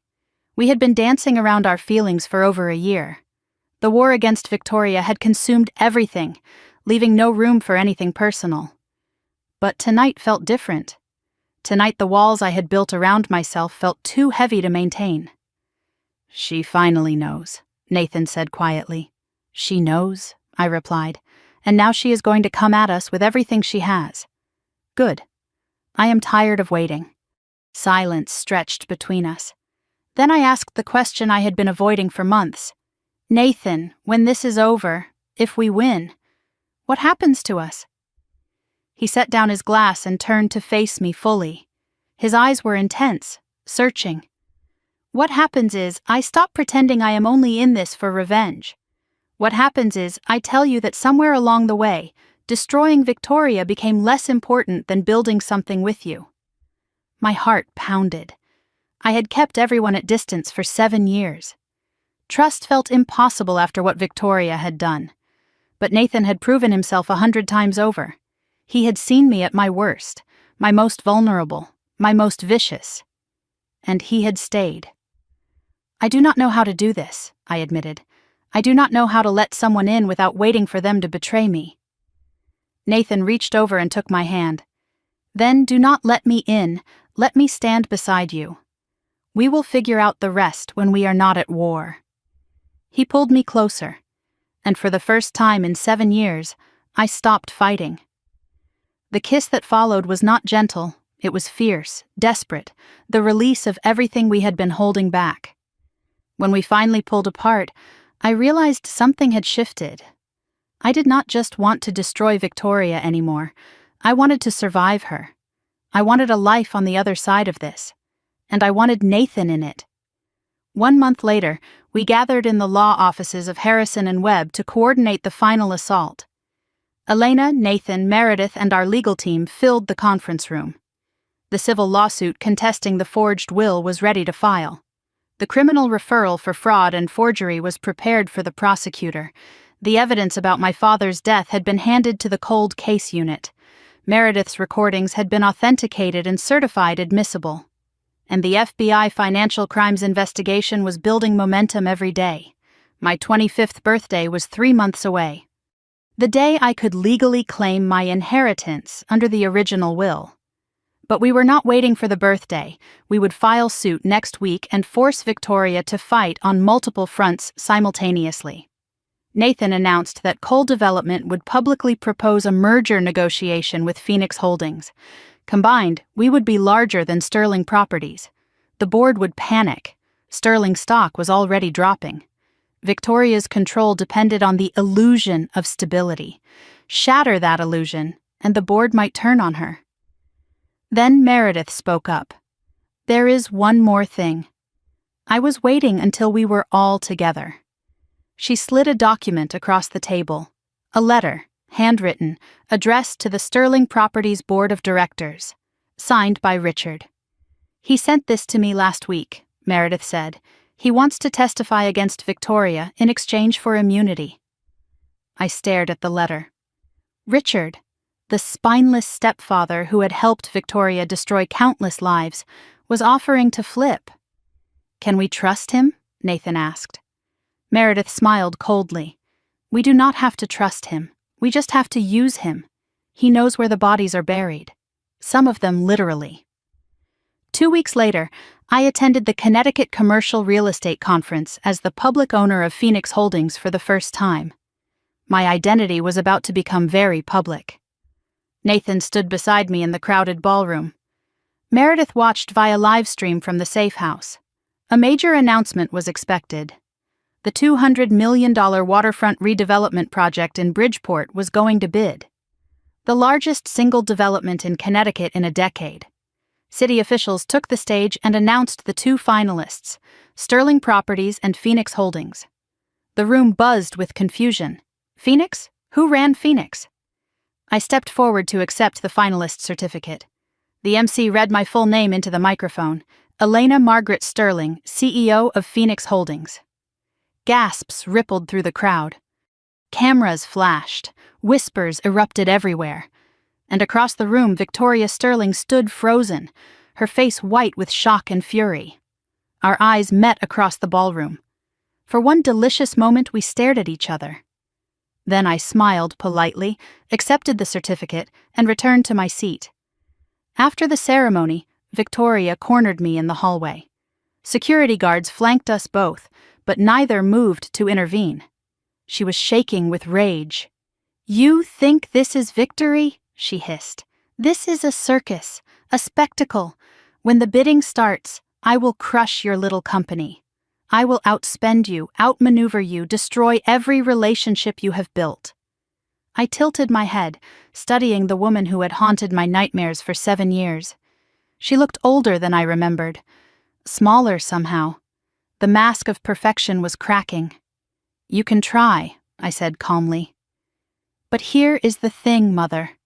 I leaned in close, whispering so only she could hear. "I have the original will. I have recordings of your threats. I have proof you forged Grandma's signature. I have evidence you murdered my father. And I have Richard, ready to testify to all of it." I pulled back, watching the color drain from her face. "This bid is not about the project. It is about watching you lose everything in front of everyone who ever feared you. And Mother, you are going to lose." Victoria stood frozen in that hallway, her mask finally cracking completely. For one moment I saw something beneath the calculation and cruelty, pure animal terror. She knew. She finally understood that this was not a business competition. This was an execution. And she was already strapped to the chair. I walked away without looking back. My phone buzzed. "Nathan, board meeting scheduled for next week. 3 directors want to discuss leadership concerns. It is starting." I smiled, sliding the phone into my pocket. The bidding war was just the public show. Behind the scenes, Victoria's empire was already crumbling, the board was turning. Richard was flipping, the FBI was circling, and in 3 months I would turn 25, old enough to claim what was always mine. The only question left was whether Victoria would still be free when that day came, or whether she would be watching from a prison cell. I woke at 5 in the morning on my 25th birthday, too anxious to sleep. Today was 2 milestones in one. The day I could legally claim my inheritance under my grandmother's original will. And the day of the final bid presentation for the $200 million Bridgeport waterfront project. 8 years of building had led to this moment. 8 years of survival, of patience, of watching my mother destroy herself while I grew stronger in the shadows. Nathan brought me coffee and kissed my forehead. "Happy birthday. Ready to destroy your mother?" I smiled grimly. "I have been ready for 8 years." Our final review of the Phoenix bid package confirmed what I already knew. It was comprehensive, innovative, community-focused, everything Victoria's presentation would lack. But rumors had been swirling all week. Victoria was desperate, making calls to everyone who owed her favors, bribes to city council members, threats to subcontractors, rumors planted about Phoenix's inexperience and my supposed mental instability. She was throwing everything she had at this final battle. At 7 in the morning, my phone buzzed with a text from an unknown number, a photograph. Victoria entering City Hall through a back entrance at 6 in the morning. The caption read, "She has been in Councilman Porter's office for 45 minutes. Whatever she is offering, it is big. I forwarded the image to our legal team. If Victoria was bribing officials, we would have evidence. If she was just desperate, she would make mistakes. Either way, I was ready. The media gathered outside City Hall like vultures sensing blood. The Bridgeport waterfront bid had become statewide news, not just because of the money, but because of the family drama. Headlines had been running for weeks. Sterling versus Sterling. Mother-daughter real estate war. Victoria had used every interview to paint me as a bitter, troubled child seeking revenge against the mother who had tried to help her. I refused to engage, letting my work speak for itself. As I climbed the steps, a reporter shoved a microphone in my face. "Elena, your mother claims you are mentally unstable and this bid is just a personal vendetta. How do you respond?" I stopped and turned to face the camera. My response is in the bid documents. 200 pages of plans, financials, and community partnerships. If that is a vendetta, I would love to see what she calls professionalism. I walked inside without waiting for follow-up questions. Behind me, I heard another journalist mutter, "God, she is good." I allowed myself one small moment of satisfaction. Then it was time to fight. The sabotage attempts had started before I even reached the building. My lead contractor called in a panic. Someone had been calling our suppliers, telling them Phoenix was going bankrupt and would not pay. 3 of them were threatening to pull out. My PR person reported anonymous tips sent to every news outlet claiming Phoenix Holdings had ties to organized crime. Nathan's office called with news that someone had tried to access our sealed bid documents through a hacked city employee login. I stayed calm. I documented everything. I called suppliers personally and reassured them with bank statements proving our solvency.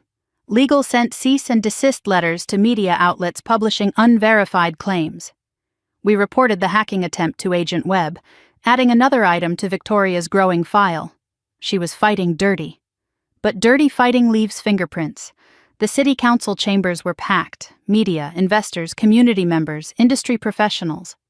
Victoria sat on one side of the room. I sat on the other. The first time we had been in the same space since I confronted her in that conference hallway. Sterling Properties presented first.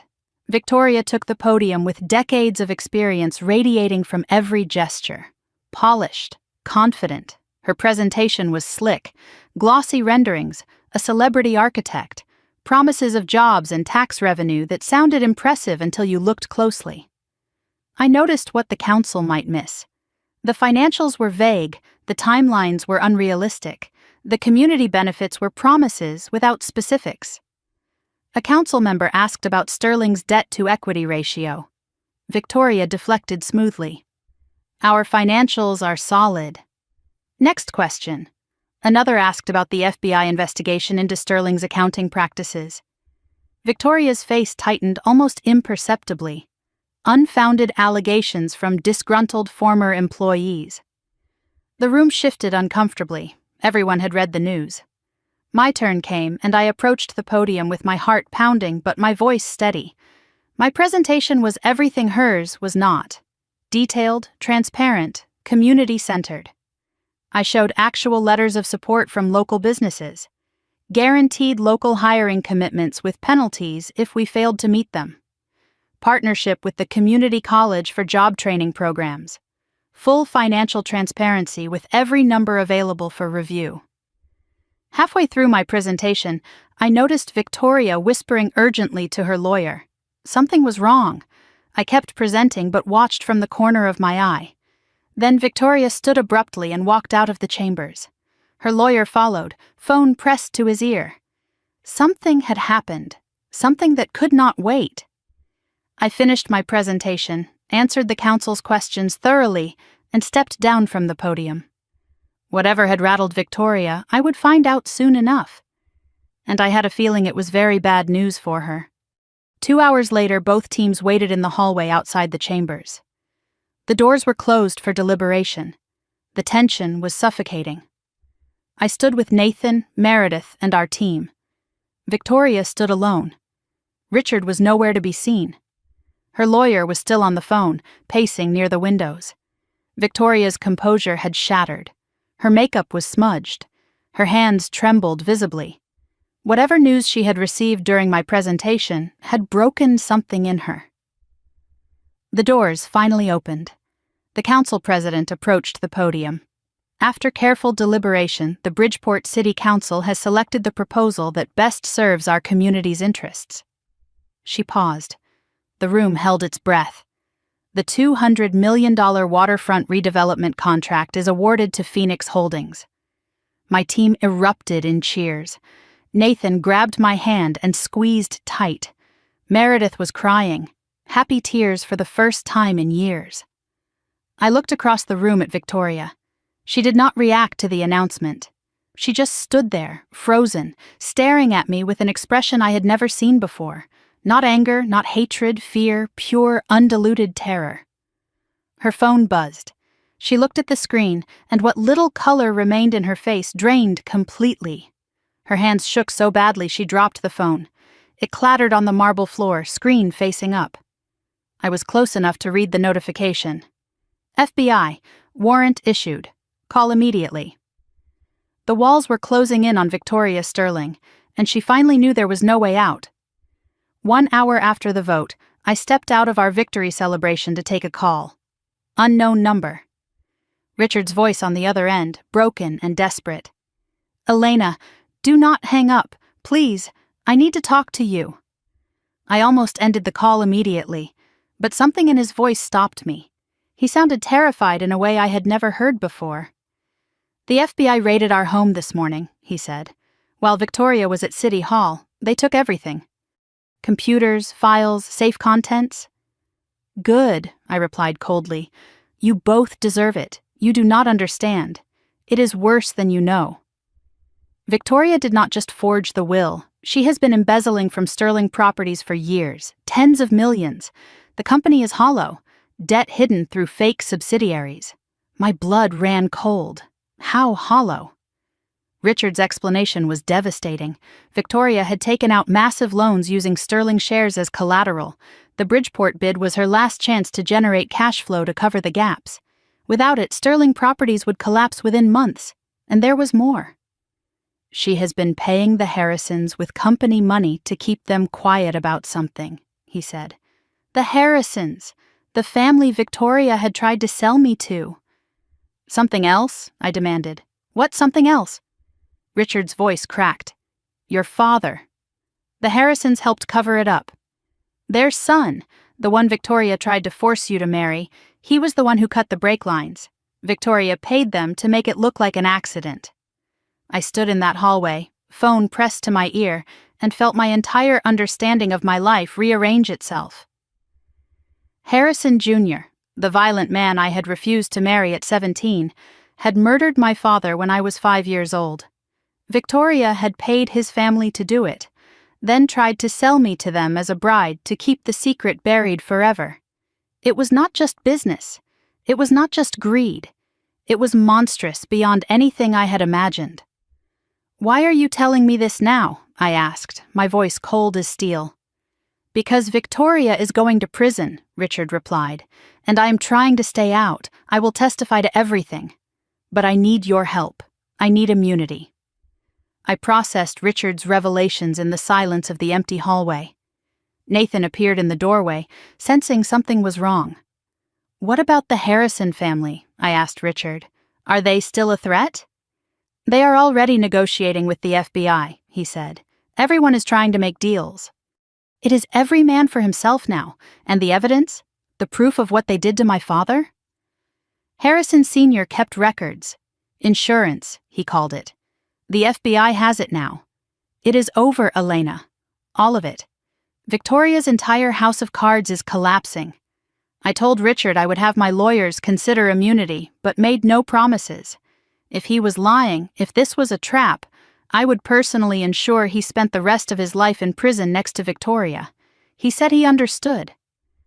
I hung up and told Nathan everything. The Harrison involvement, the embezzlement, the imminent collapse. His face went from shock to grim satisfaction. So we did not just win the bid, he said. We won everything. I shook my head. Not yet. Victoria is still free. The board has not removed her. And I still do not have my inheritance. My phone buzzed. A text from Agent Webb. Ms. Sterling. Arrest warrant issued for Victoria Sterling. Charges include fraud, forgery, obstruction of justice, and conspiracy to commit murder. She has 24 hours to surrender. Thought you should know before it hits the news. Conspiracy to commit murder. They believed us. They had enough evidence. My mother was about to be arrested for killing my father. I waited for satisfaction, triumph, closure. But all I felt was empty. And then, slowly, relief. The weight I had carried for 8 years was finally about to lift. Nathan drove me home that night as news vans gathered outside Sterling Properties headquarters. The story was breaking everywhere. By morning it would be on every channel in the country. But Victoria was not answering her phone. Her lawyer claimed not to know her location. The FBI was searching, but she had not been seen since leaving City Hall. As we pulled into Nathan's driveway, my phone rang. Unknown number. I answered. Victoria's voice, eerily calm, almost peaceful. Hello, sweetheart. I suppose you think you have won. My heart stopped. Where are you? Does it matter? I just wanted you to know. This is not over. It will never be over. You took everything from me. And before they put me in handcuffs, I am going to make sure you understand what it feels like to lose everything too. The line went dead. I looked at Nathan, ice in my veins. She is planning something bad. We had 24 hours before Victoria had to surrender, and in that time, a desperate woman with nothing left to lose could do a lot of damage. Midnight came and went without word from Victoria. I paced Nathan's living room, checking my phone every few minutes, unable to sleep. Security was posted outside. Meredith had been moved to a different safe house as a precaution. The FBI was searching, but Victoria had vanished completely after her threatening call. 12 hours since she promised to make me understand what it felt like to lose everything. Nathan tried to get me to rest, but I refused. Victoria had resources, connections, desperation. She could be anywhere. Fleeing the country, hiding locally, planning something terrible. I kept replaying her words. This is not over. It will never be over. What did Victoria have left to take? Meredith was safe. Nathan was here. The company was won. The inheritance was secured. Unless she was planning something I could not predict. Something beyond business or money. Something personal and permanent. At 2 a.m, my phone rang. Agent Webb, we found her, he said. Where? My heart pounded so hard I could barely hear his response. The cemetery. She has been there for hours, apparently, sitting by your grandmother's grave. Something twisted in my chest.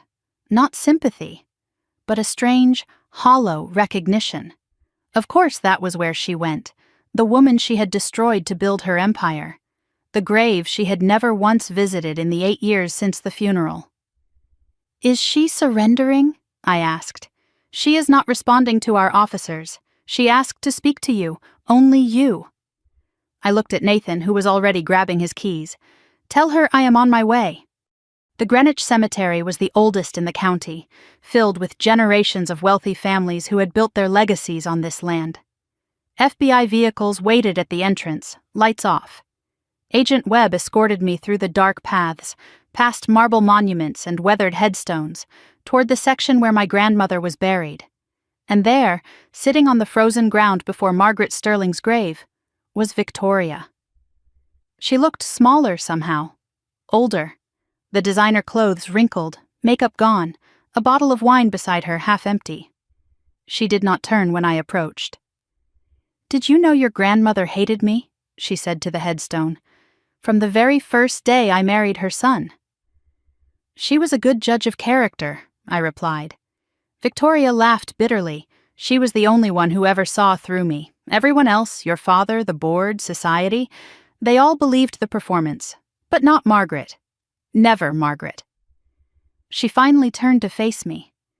That is why I had to destroy her, before she destroyed me. Her eyes were red, swollen. I had never seen Victoria cry before. Not once in my entire life.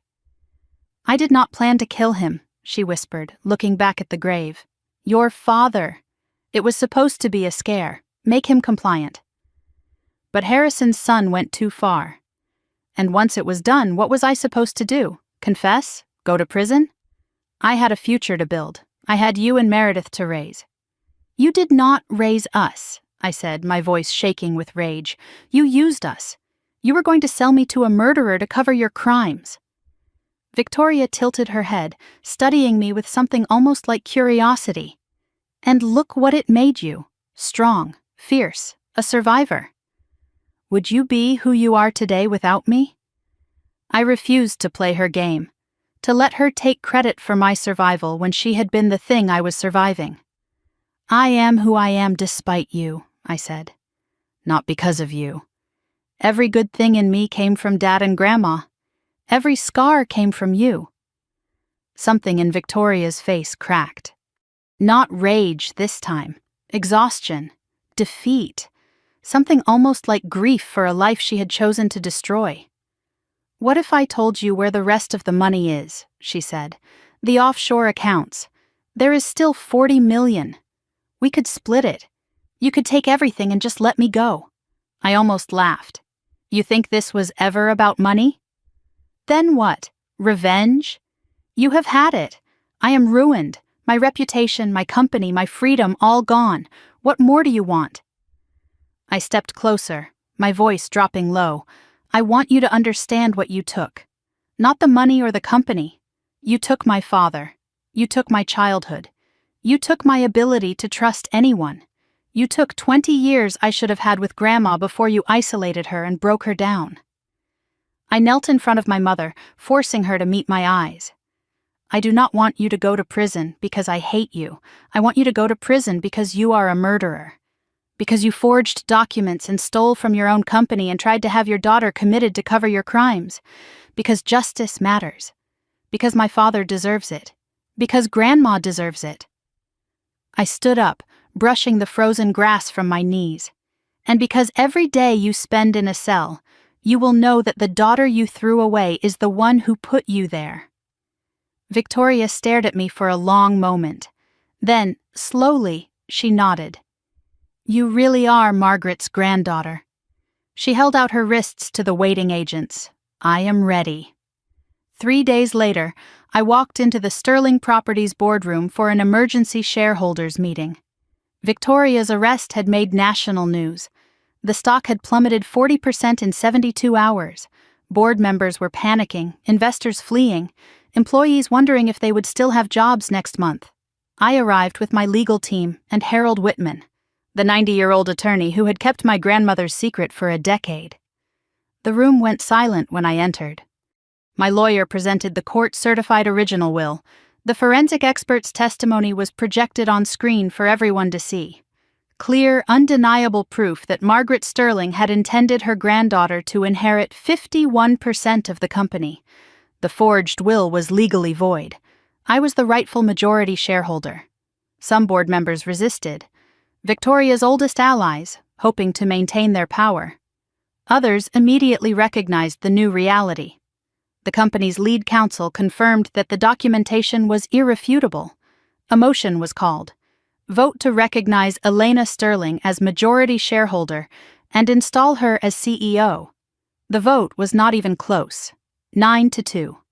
The two dissenters were Victoria's oldest allies, men who had helped her cover up financial irregularities for years. They were removed from the board that same afternoon, facing their own investigations. As the room absorbed what had happened, Harold Whitman stood slowly from his chair. He walked to the front of the room with the careful steps of a man who had waited a very long time for this moment. Margaret Sterling was my client and my friend, he said, his voice quavering but clear. She built this company from nothing. She loved her granddaughter more than anything in this world, and she made me promise that one day Elena would take her rightful place. He turned to me, eyes shining with tears. Ms. Sterling, welcome home. I addressed the shareholders and remaining board members from the head of the conference table. My table now. I told them I was not here to tear the company apart. My grandmother had built sterling properties with integrity and vision. My mother had nearly destroyed it with greed and lies. I intended to rebuild it the way it should have been run all along. I announced immediate changes. A full forensic audit of all accounts, complete cooperation with the FBI investigation, severance and support for employees affected by the transition, integration with Phoenix Holdings to stabilize the finances and restore investor confidence. Nathan stepped forward as strategic partner. Meredith was offered a position as Director of Community Relations. After the meeting, as the room emptied, I stood at the window looking out at the city my grandmother had helped build.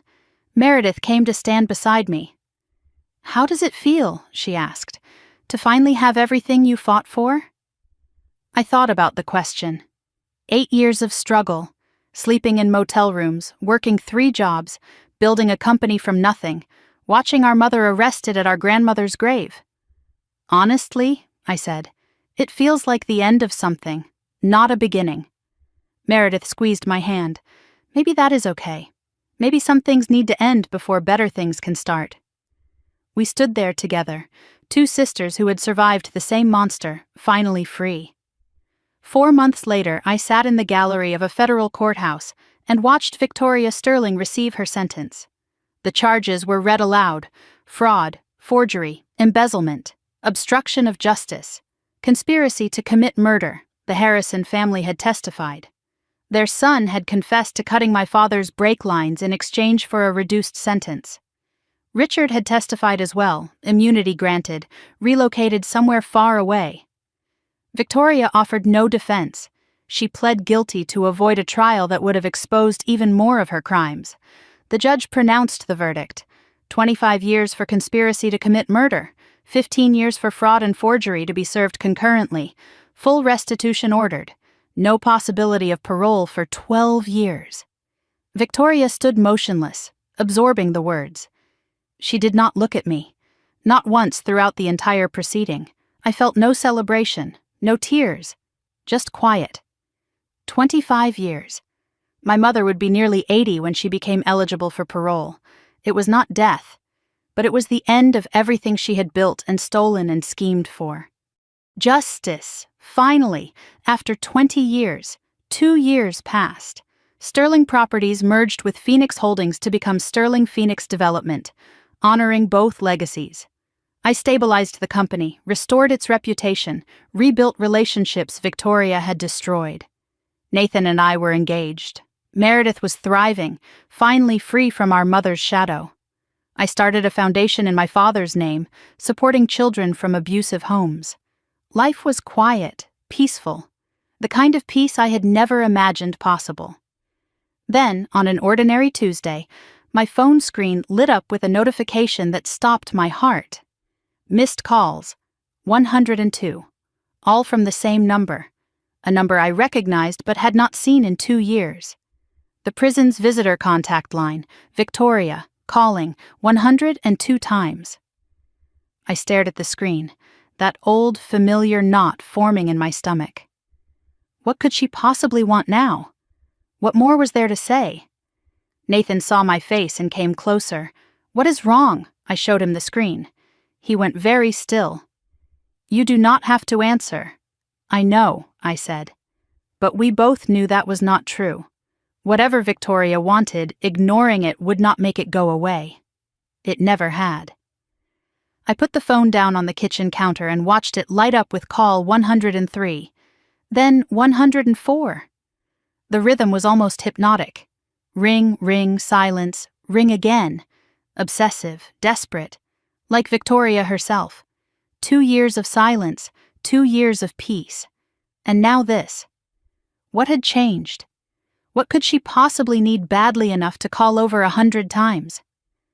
Part of me wanted to block the number, throw the phone in a drawer, pretend I had never seen it. I had built a life. I had found love. I had reclaimed my inheritance and my name. I did not owe Victoria Sterling anything. But another part of me, the part that still remembered being a little girl who just wanted her mother to love her, that part whispered, "What if she is dying? What if it is about Dad? What if there is still one more secret?" I picked up the phone. My finger hovered over the answer button. Nathan watched me, saying nothing, letting me choose. 105 missed calls. One decision that could reopen every wound I had spent 8 years trying to heal. I pressed answer. Silence crackled on the line for several seconds. I pressed the phone to my ear, heart pounding, waiting. Then Victoria's voice came through, older, smaller, stripped of all the power that had once made grown men tremble. "Elena, you answered. I did not think you would." "I almost did not," I replied. "What do you want, Victoria?" The use of her first name instead of mother was deliberate, a reminder that she had forfeited that title years ago. I heard her take a shaky breath before speaking. "I am sick, Elena. Cancer. The doctors say I have maybe a year, probably less." I waited for the gut punch, the devastation, but it felt more like a door closing on a room I had already left. "I am sorry to hear that," I said, and surprisingly I meant it, not forgiveness, just basic human acknowledgement of suffering. "I am not calling to ask for forgiveness," Victoria said, her voice catching slightly. "I know I do not deserve it. I know what I did to you, to your father, to Margaret. I have had 2 years of nothing but time to understand exactly what I am." She paused. "I am calling because there is one more thing you need to know. One more secret I kept, and I do not want to die with it still buried." I moved to the living room and sat down. Nathan followed, sitting beside me. I put the phone on speaker. No more secrets between us. Victoria explained slowly, her voice weakening with each sentence. "There was a safety deposit box I had never heard of. Not the one in Vermont from my grandmother, a different one. Victoria's own box, hidden for decades. Your father left something for you," she said, "before he died. He knew something was wrong, he sensed it. He wrote you a letter and gave it to me to hold until you were old enough." My heart stopped. What? David Sterling, in the weeks before his death, had grown suspicious of Victoria. He wrote a letter to his baby daughter just in case something happened to him. He trusted his wife to give it to me on my 18th birthday. Victoria never did. She kept it hidden for 22 years. Another theft. "It is in box 447 at First Greenwich Bank," Victoria said. "The key is taped inside my jewelry box at the mansion. Richard never found it." "Why?" I asked, my voice barely a whisper. "Why tell me now? You could have died with this secret like all the others." Victoria was quiet for a long moment. "Because I have had 2 years to think about the night your father died." The look in his eyes when the car started sliding. "I see it every night when I close my eyes." Her voice cracked. "He knew, Elena. In that last second, he knew it was me. And the last thing he thought about was you, his baby girl." The letter was his way of making sure part of him would survive, would reach you, no matter what happened. Tears streamed down my face. "He loved you more than anything in this world," Victoria whispered, "and I stole that from both of you. I cannot give it back, but I can give you his words." 2 days later, I stood in a private viewing room at First Greenwich Bank. The key had been exactly where Victoria said, taped inside her jewelry box in the mansion that had long since been sold to cover debts. Box 447 was small, dusty, untouched for over 2 decades. Inside was a single envelope, yellowed with age. My father's handwriting on the front. "For my Elena, when you are ready." My hands trembled as I opened it. The letter was 3 pages long, written in handwriting that slanted slightly to the right, pressed hard into the paper like he was trying to make his words permanent. He wrote about the day I was born, the happiest day of his life, how I had grabbed his finger and would not let go, how he knew in that moment he would do anything to protect me. He wrote about his hopes for my future, college, a career I loved, someone who would cherish me the way I deserved, a family of my own someday. He wrote about his fears. "Your mother is not who I thought she was," he admitted. "I have seen things that trouble me. If something happens to me, I want you to know it was not an accident." And he wrote about his love, Unconditional, overwhelming, forever. The final paragraph broke me completely. Be brave, my little one. Be kind, and never let anyone make you feel small. Your daddy loves you more than all the stars in the sky, and wherever I am, I will always be watching over you. I sat in that cold bank vault for over an hour, reading the letter again and again until I had memorized every word. Then I pressed it to my chest and whispered into the empty room. I found it, Daddy. I am brave. I am kind. And I never let them make me feel small. 1 week later, I signed in as a visitor at the Women's Federal Correctional Facility. Nathan had supported whatever choice I made. Meredith had refused to come, not ready, maybe never would be. I needed to close this chapter myself. Victoria shuffled into the visitation room wearing a prison uniform. No makeup, thinner than before. We sat across from each other with glass between us. Silence stretched for a long moment. "You came," she said. "I did not expect you to." "I read the letter," I replied. Victoria's eyes closed briefly. "And he loved me. He knew what you were. And he tried to leave a piece of himself for me just in case." Victoria nodded slowly. "He was always better than me. I think that is why I hated him in the end." I leaned forward, meeting my mother's eyes through the scratched plexiglass. "I want you to know something," I said. "I do not forgive you. I probably never will. What you did to Dad, to Grandma, to me and Meredith, forgiveness would dishonor their memory." Victoria flinched but nodded. "I understand, but I am not going to carry hatred for you anymore either. It is too heavy, and you are not worth the weight." I saw something shift in her eyes. Not hope, not relief, just acknowledgement. "I am letting you go, Victoria, not for your sake, for mine, so I can finally be free of you completely." 6 months later, the Sterling Phoenix Development Annual Gala filled a grand ballroom with laughter and light. It was also my engagement party. Nathan stood beside me, ring on my finger, future in our eyes. Meredith was there, laughing with colleagues, finally comfortable in her own skin. Diane Chen attended, the woman who had given me my first real chance when I had nothing. Harold Whitman's daughter came in his place.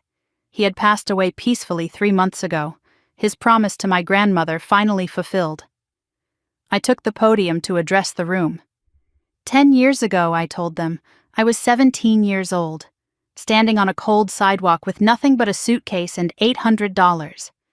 Tonight I stand here with a company, a family, a future, and something far more valuable than any of that.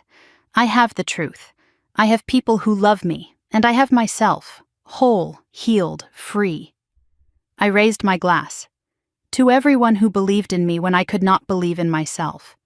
To my grandmother Margaret, who loved me enough to fight for me even from the grave. To my father David, whose words finally reached me after 22 years. And to every person who has ever been told they are not enough. You are. You always were. The room erupted in applause. Nathan took my hand and pulled me close.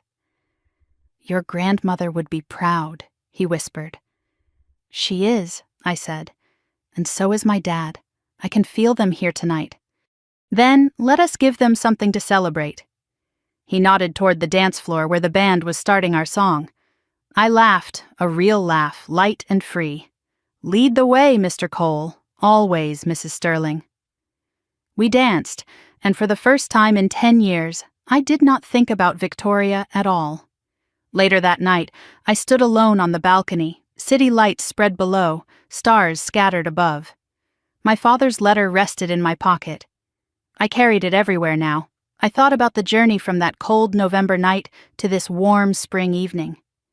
10 years ago, my mother slammed a door in my face and told me I would come back begging in a month. I did not beg. I did not crawl. I walked away with my dignity, built an empire from nothing, and watched her lose everything she stole. But here is what I learned.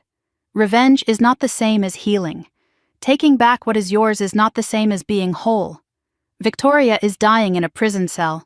The Harrisons are behind bars. Richard is living in hiding somewhere, forgotten by everyone. And me?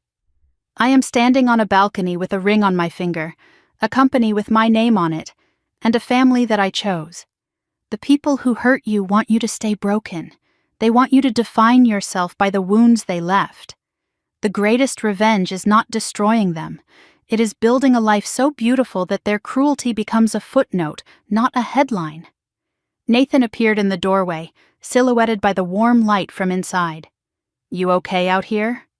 I turned, slipping my father's letter back into my pocket. Better than okay.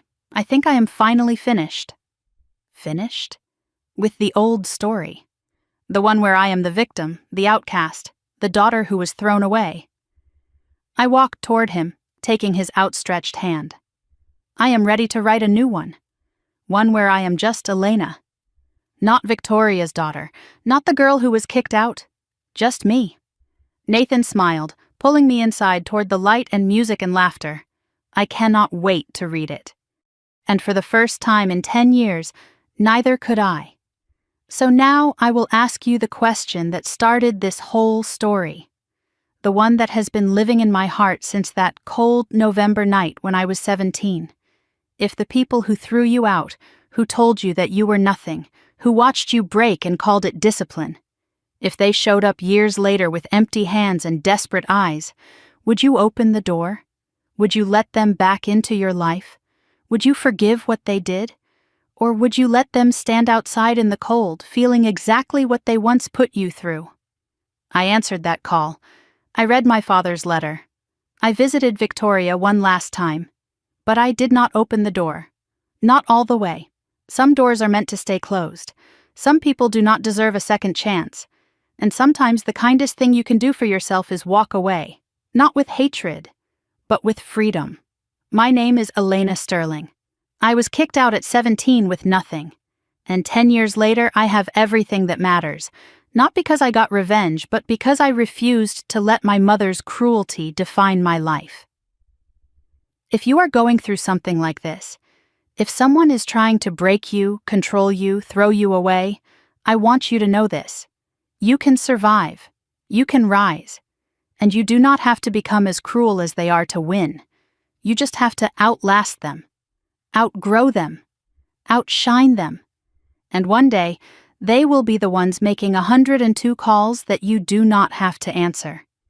If this story meant something to you, leave a comment and tell me what you would have done. Would you have answered the call or let it ring? Share this with someone who needs to hear it. And subscribe to this channel for more stories of survival, justice, and the beautiful revenge of living well. Remember, the best revenge is not destruction. It is becoming someone they can never touch again. Until next time, stay brave, stay kind, and never let anyone make you feel small.